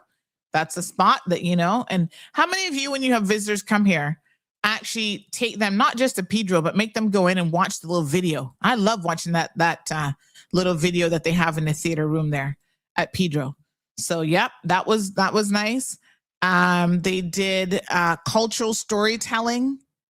Showcase of the traditional Cayman drums and art shared by Caymanians Nasaria and Randy Shillette. An experience that, what's his name, Whedon fondly spoke of during the remainder of his trip. He loved the drums and the art. He also experienced Cayman's vibrant underwater firsthand, snorkeling for the first time in the island's crystal clear waters before later visiting the world famous Stingray City. He was able to meet the governor, honorable premier, members of cabinet who thanked him for representing the Cayman Islands flag with pride on a global stage. Local culinary experience at Cayman Cabana, Island Taste. What? Y'all took him to Island Taste. Could he handle the pepper? Because boy, Island Taste, the boy, they throw some Scotch bonnet in their food. Sampled their national dish. My boy had some turtle. In addition to other traditional dishes such as Cayman-style lobster, Cayman-style beef. Oh, he was eating good. Marinated conch. Lord have mercy. I want that trip now. Shoot, I need some food.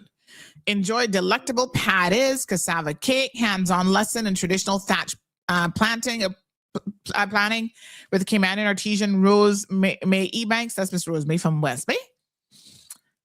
60 plus businesses came together and reached out expressing interest in supporting this initiative. I think that's amazing. He got to hear Dape stories, Stingray City. He did the drum circle. I want to do a drum circle with Nasaria, Cayman Cabana, East End Fish Fry, Lover's Wall. Yes, sir. He's going to come back, find him one little Caymanian yell. Botanic Park. The man was all over the place, having a good time. I love it. And why is this a problem? Okay, I'm jealous of the marinated conch and cassava cake. I am jealous too. I'm jealous of the whole food menu. Shoot, if I'm going to tell the truth, y'all need to feed me. Oh my God. This one has me cracking up. All right. Let's read a few more comments that have come in. This one's really funny. Hold on, honey child. Look, you know.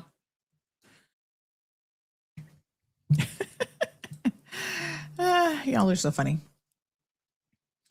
All right. So this listener to the program had the following to say. That's him. He's always bigging her up on his show. I hear him on Saturday. I wondered why, but now it's all coming together. I can't believe somebody who's made your life as miserable as Zosha, you have the audacity to be bringing her up. Now, you see, this is the thing, right? This is where I be losing respect for y'all. Because y'all not real. Y'all got energy for a lot of the wrong things. You got energy for Dean Ramon, bringing somebody here and showing them a wonderful time in a beautiful island. And Zosha was trying to get you fired. Did the most. I was defending you, Bobo, and I don't even know you, KJ. But when I heard about the shit that she was doing to you, I called her backside out. Now I'm hearing that you so busy got your face up her rear and kissing her behind that it probably reached through to her other side. I'm disappointed. Caymanians, when somebody mistreats you, right, and they're not treating you well, I know some of y'all scared because you're trying to keep your little job and you're afraid of losing your little gig on Compass Radio, whatever. Which station is it? I don't even know which station it is. I know it's not country music, but whatever station it is, you're trying to keep your little job. It is one thing to just try to do your job and stay above the fray.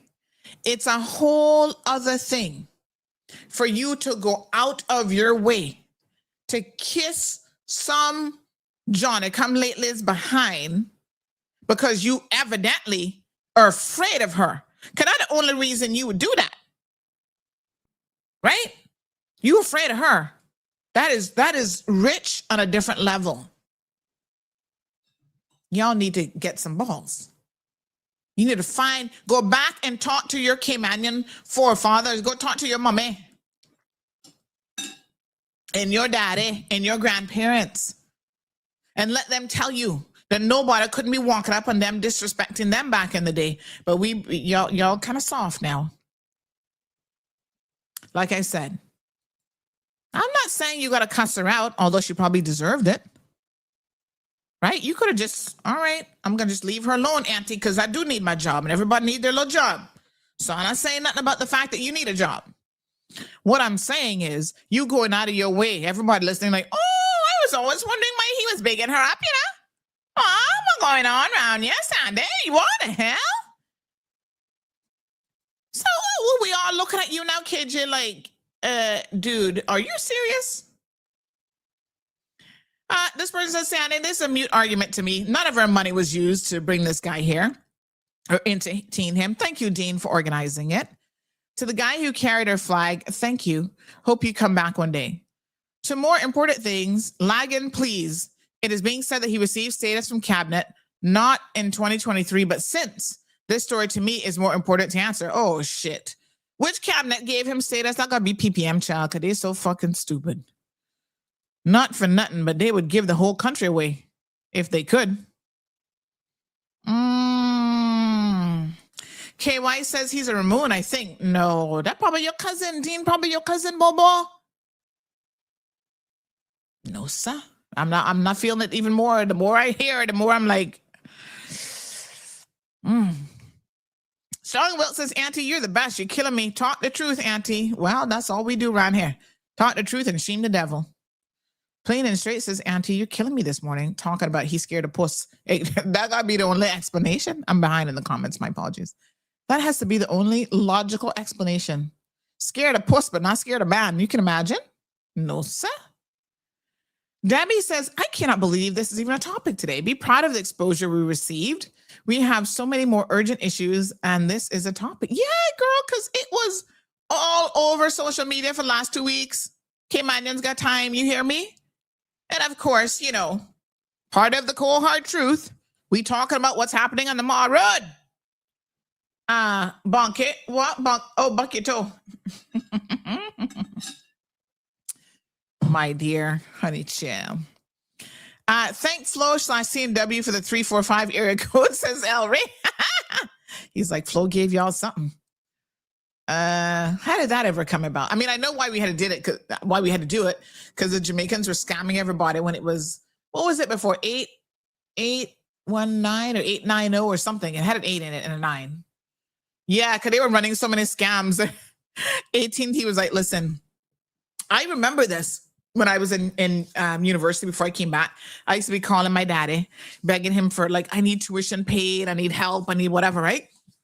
809. I think it was 809. And they'd be like, which country you calling? I'm like, how you don't know? AT&T.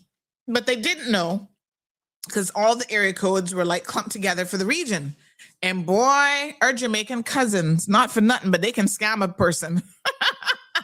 And they used to be running some big multi-million-dollar scam And I'm trying to remember how they did it, but it had something to do with calling collect and claiming that the other person was going to pay it, and then the other person didn't pay it.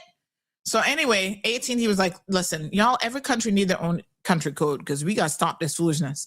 They were mixing us up in their foolishness. That's why we got the 345. A big reason. Anyway.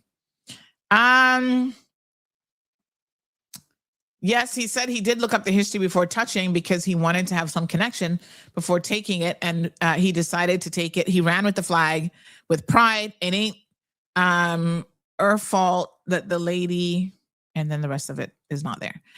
They had Jamaica flag was late and lazy with her run. Sorry, not sorry. I mean, not everybody could be in the front, but still.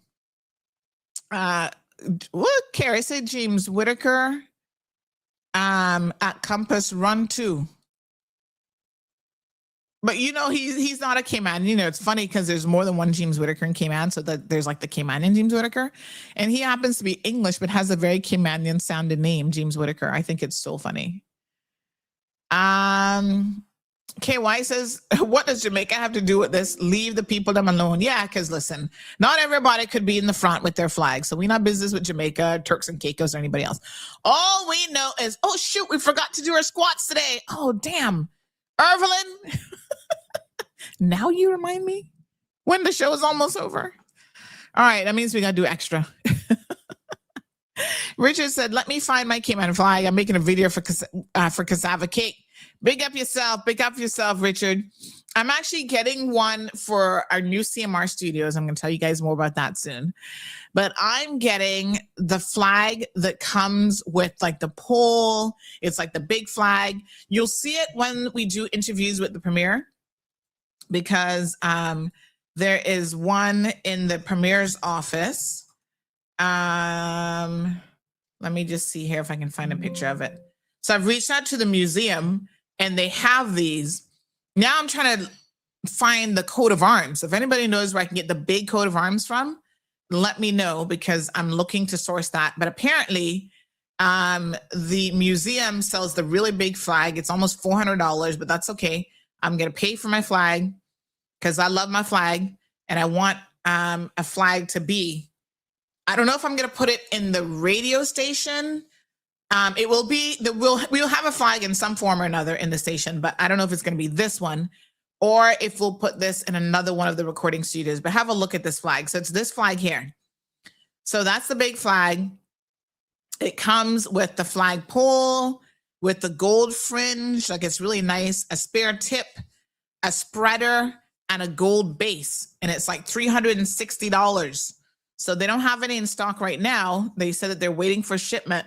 But once that comes in, I'm going to be getting one of those. I just need to find out where they got that coat of arms from, because I need one of those too. But isn't that gorgeous? Yeah, we're going to have one of those big and bold in our new CMR studios. So this one's a little bit extra with like the gold frills and the gold tip and all that kind of stuff. But I love it. Cannot wait to get my flag. Shaka says, Auntie, please forgive my ignorance, but who the hell is Zosia? I don't know what the fuck her name is. Is this someone painting Cayman in a positive light? If not, is she familiar with the saying, go and fly a kite?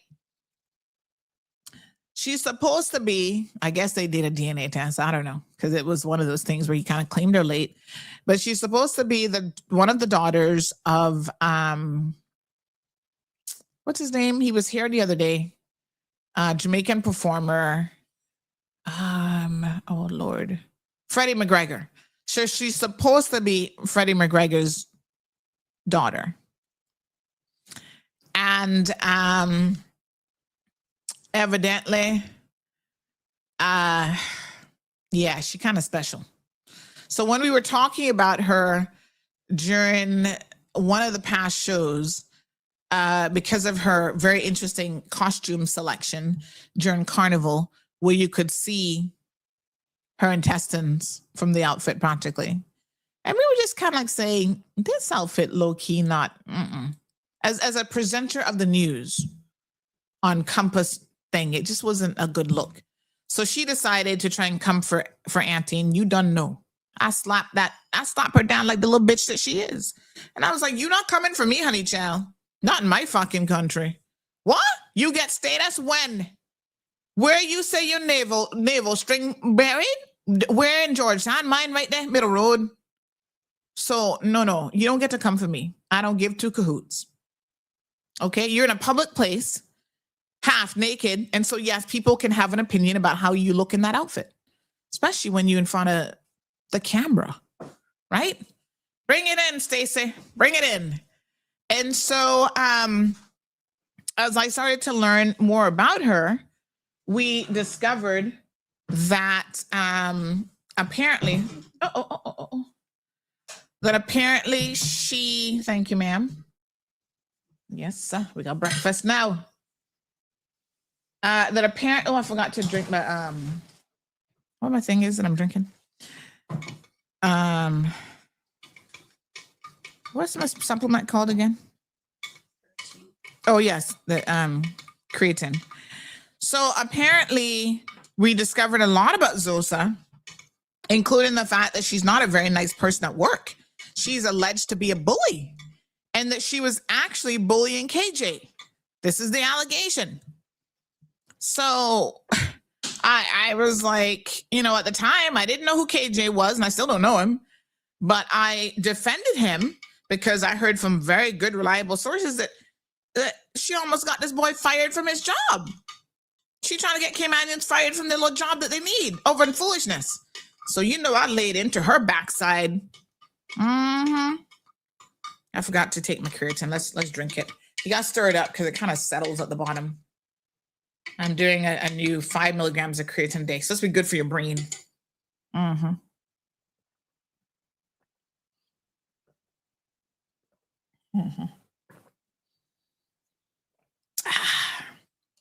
It's hard to drink water. Lord have mercy. So anyway, that's how KJ and the two of them came into the conversation. Gabby Wood says, to be honest, Sandy, I was shocked to see our little flag there in the first place. I was like, not our little island. That's not even a dot on the map on the big famous stage. I cried when I saw it. Our little flag made it to the big stage. I was so happy and grateful that Bad Bunny even thought of us. And I had to say, was thank you for giving us the spotlight. Yeah, I mean, big shout out to Bad Bunny. Anybody know Bad Bunny? Tell him I want to interview him. I'm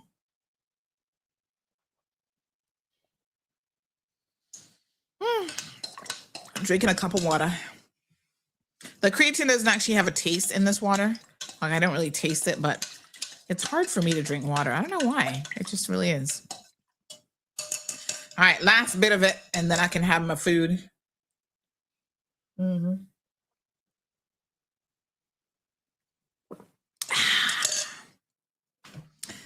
Delicious. All right. Them Nepalese gonna fix us. That's what we better be worried about. True, girl. Carrie, try and hush. I got feature them. I got to talk about them. Oh, I didn't know that they were such little scammers. Oh my God. Yo, we got to talk about these Nepalese. Y'all not giving yourself a good name. No, sir. Thatch Palm says that's exactly why Shanda stands out as the anchor of Compass News. Having a famous parent doesn't automatically give you a class or presence. There's no gene for it. Well, I'm glad to say, big shout out to Shanda. Oh man. Zeus is like, did you drop anything that I can eat? Zeus, I can give you one piece of egg. He's my co-host this morning. There you go, Bubble. Have some egg. Eating my protein. Got some eggs in the house. Yes, sir. Some mornings I have to do breakfast. And this is one of those mornings I kind of feel like I'm starving. But after we complained about Zosha, and then she tried to come for me, one of her nasty comments. Talking about how auntie look. I was like, child, please.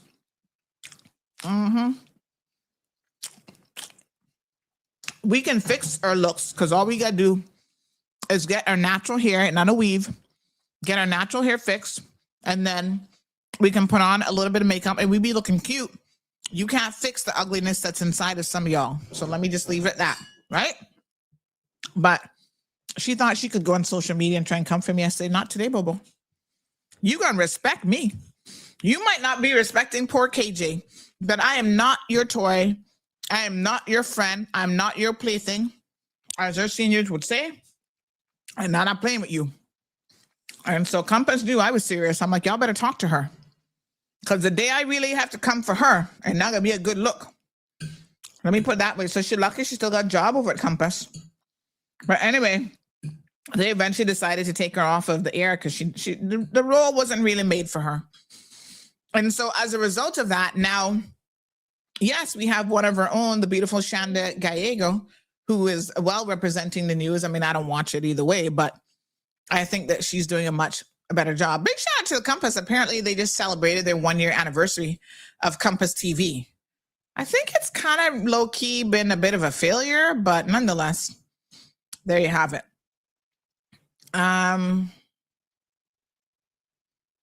Yeah.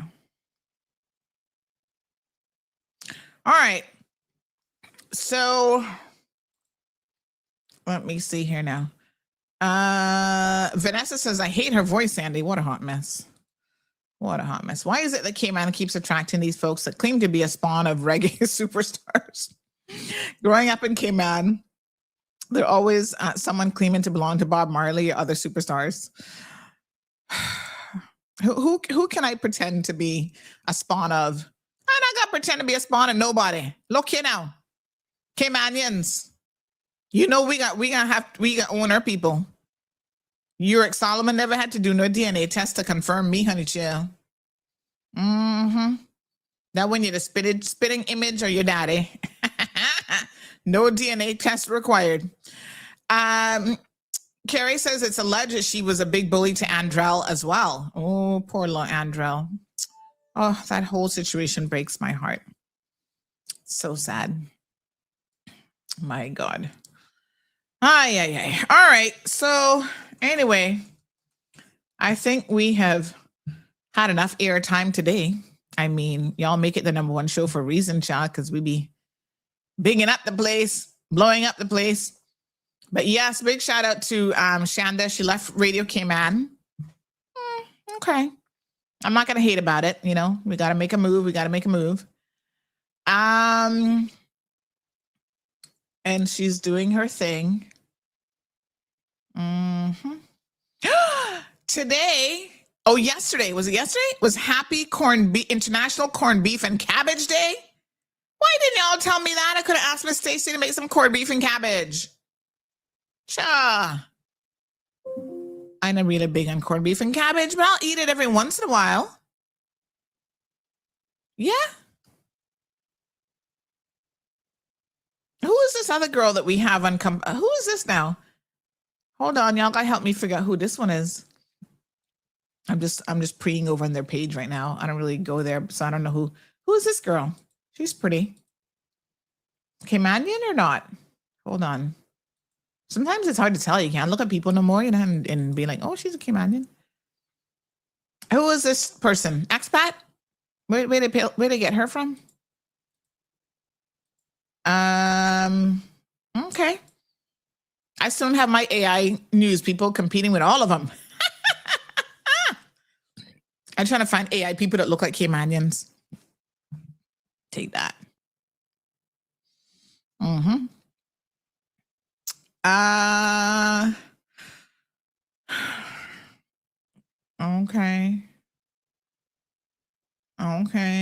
I see another little Caymanian looking face over there. Oh, that's my mother-in-law calling me. Let me answer the phone. Excuse me 1 second while I answer the phone. Good morning.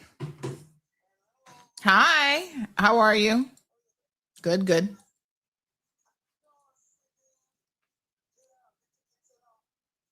You didn't see the email? Yeah, they sent it on the email. Well, it's not me that sent it. It's not me that would have sent. It's not me. It's Cayman Airways that would have sent it to you.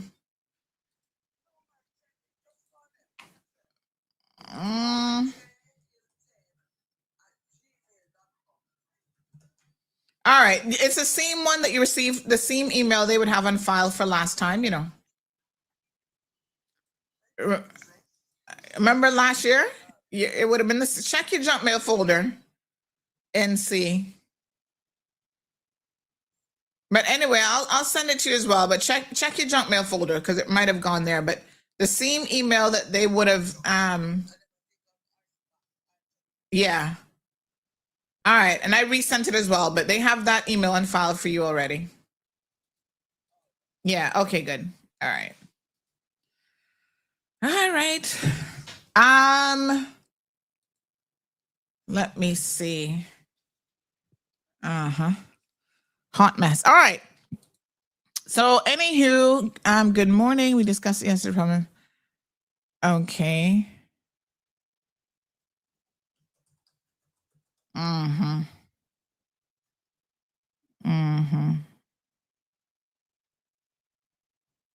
Okay. Thank you for that. All righty. Yes. Not the corned beef, not the canned corned beef. It was St. Patty's Day. Yes, it was St. Patty's Day yesterday as well. I only know that because Gianna insisted on wearing colors to school for St. Patrick's Day. She had to wear green, so she wore a green outfit. Strong Will says, Sandy, you love your Jamaican mother-in-law, though. She's a good woman. Shaka Zulu says, speaking of AI, Auntie Sandy, you need to get your platform based in OpenClaw ASAP. Do the research. I'm sure you'll be delighted. Oh, I've never even heard of this OpenClaw thing. What is OpenClaw?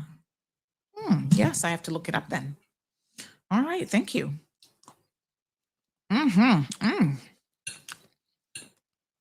Yeah, I haven't done my AI news in a while, but I soon get back on track. I can soon be doing it again because they keep improving on it. It's really good. Thank you. Cabbage with sausage and shrimp. Really? That's the thing? Okay. I gotta stay on top of the international days. There's actually hold on. There's a site that I subscribe to that tells you what the days are. Let me see if they actually picked up on that one yesterday. So today is what, March the 18th? So it was National Poultry Day. Oh, tomorrow is National Poultry Day, so we'll put up a post for that. I got homework due today. Oh God, I gotta go do my homework. Trying to make sure I get it done on time. Break Zebra Beep Day. What the hell? That's the United Kingdom. Why am I only seeing the UK ones? I need to change this. International. Browse by location. International Awareness Days. Okay. So March, National Poultry Day, National Colorectal Cancer Awareness Month. The month of March. That's important. Endometriosis Awareness Month as well. We have National Day of Clean on March 19th. That's tomorrow. International Day of Happiness is the 20th. Why am I not seeing the corned beef one? Oh, looks like my thing left that one out. International Corned Beef Day. I need to know about these things.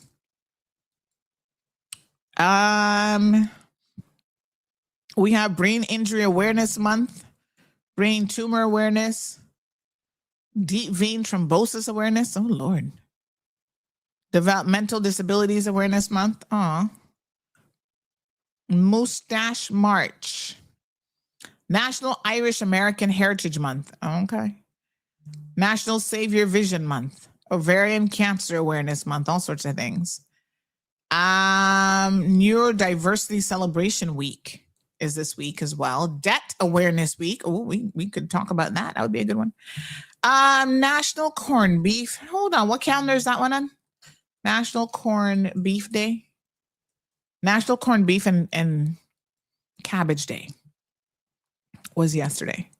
So my question is, how did I not know this? Oh, these Americans can make corned beef look so ugly. Ugh, they don't know how to cook it properly. They don't put no seasoning on it. They just cut it up and throw it on a plate. And I'm talking about, here you go. No, honey, child. Y'all need some lessons. Oh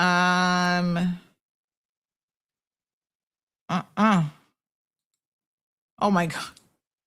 How are they making corned beef look so unappetizing?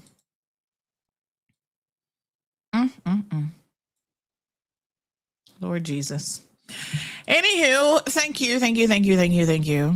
I'm seeing some recipes here about National Corned Beef Day, and I'm just shaking my head like, Jesus, why they been putting it on a plate looking like that for? Oh my God, they make it look like, ew.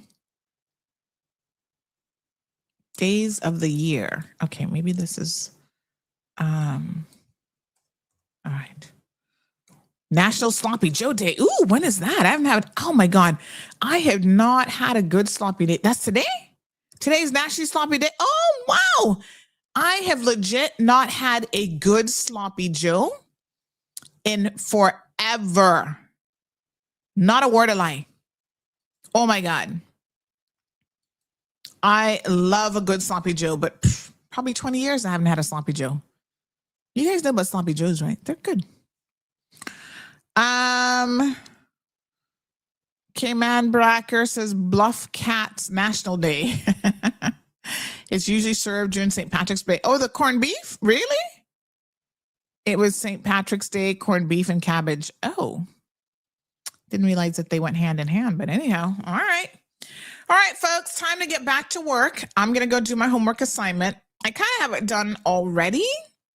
I'm just going to read it over, and then I'm going to submit it. And I need to double check the schedule for when our next class meeting is. But yeah. Okay. Gorgeous. Ooh, better than Ozempic. To lose belly fat, drink a cup of coffee. I don't drink coffee. With MCT oil every morning. MCT oil is a fat that comes from coconuts. When digested, it converts into ketones, which promotes weight loss. What if you don't drink coffee? Is there a reason you're putting in coffee? I think coffee has certain things in it that they probably want you to help to activate. So, I mean, interesting. Hello, good morning. Live on the radio.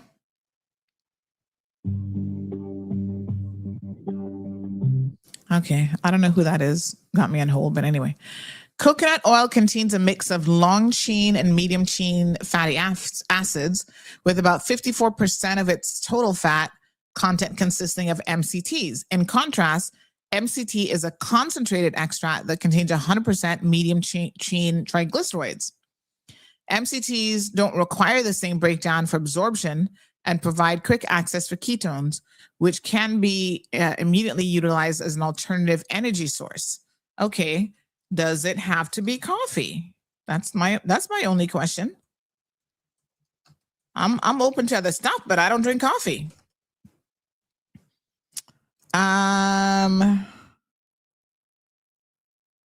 Okay. So make sure it's C8 and C10.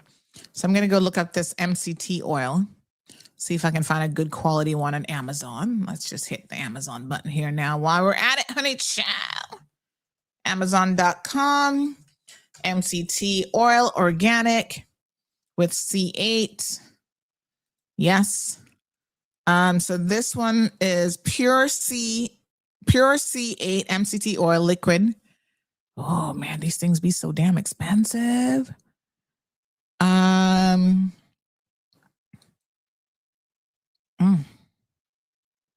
Okay. For 34 fluid ounces, you're going to pay 32 fluid ounces. You're going to pay $65. What the hell? Unflavored. Pure C8 MCTs. No carbs. 125 calories. Non-toxic. Does it have any of the MC10?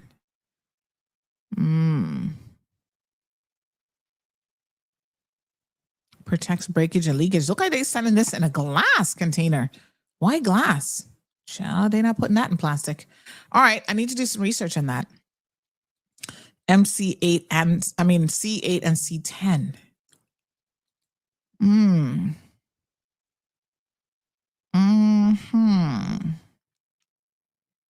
One tablespoon either in my coffee or without. Okay. Yes, but not MCT by itself. I was also drinking.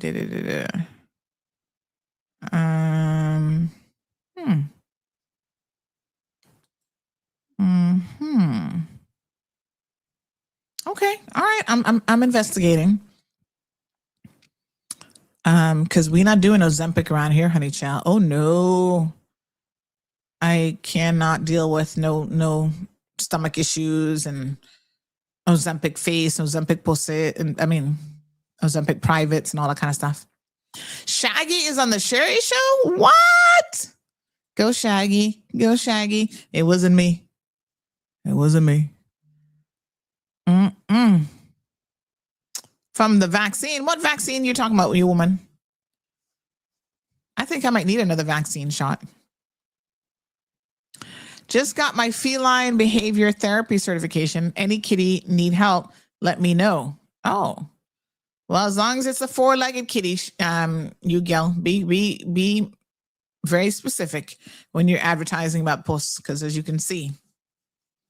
Sandy, can you do a segment on probate law and wills? Have you seen the video going around about the McPhee family dispute feud in Northside? Oh my God, I have.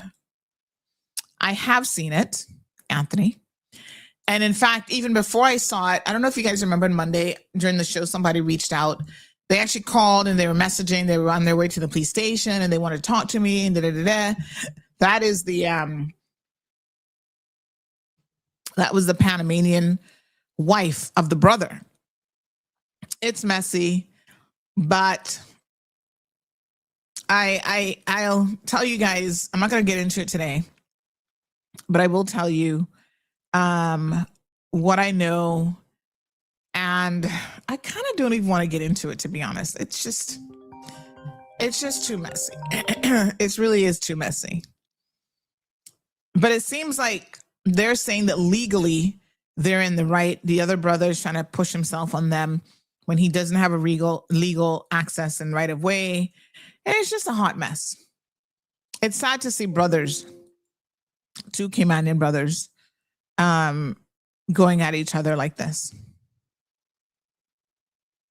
Like, seriously. All right, folks. We'll see. Like, there's some issues I just want families to resolve on their own. Like, I don't want to be up in their mess. But anyway, what a hot mess. All right. Mañana, Thursday. Have a beautiful day, folks. We will speak on tomorrow. Have a good one until then.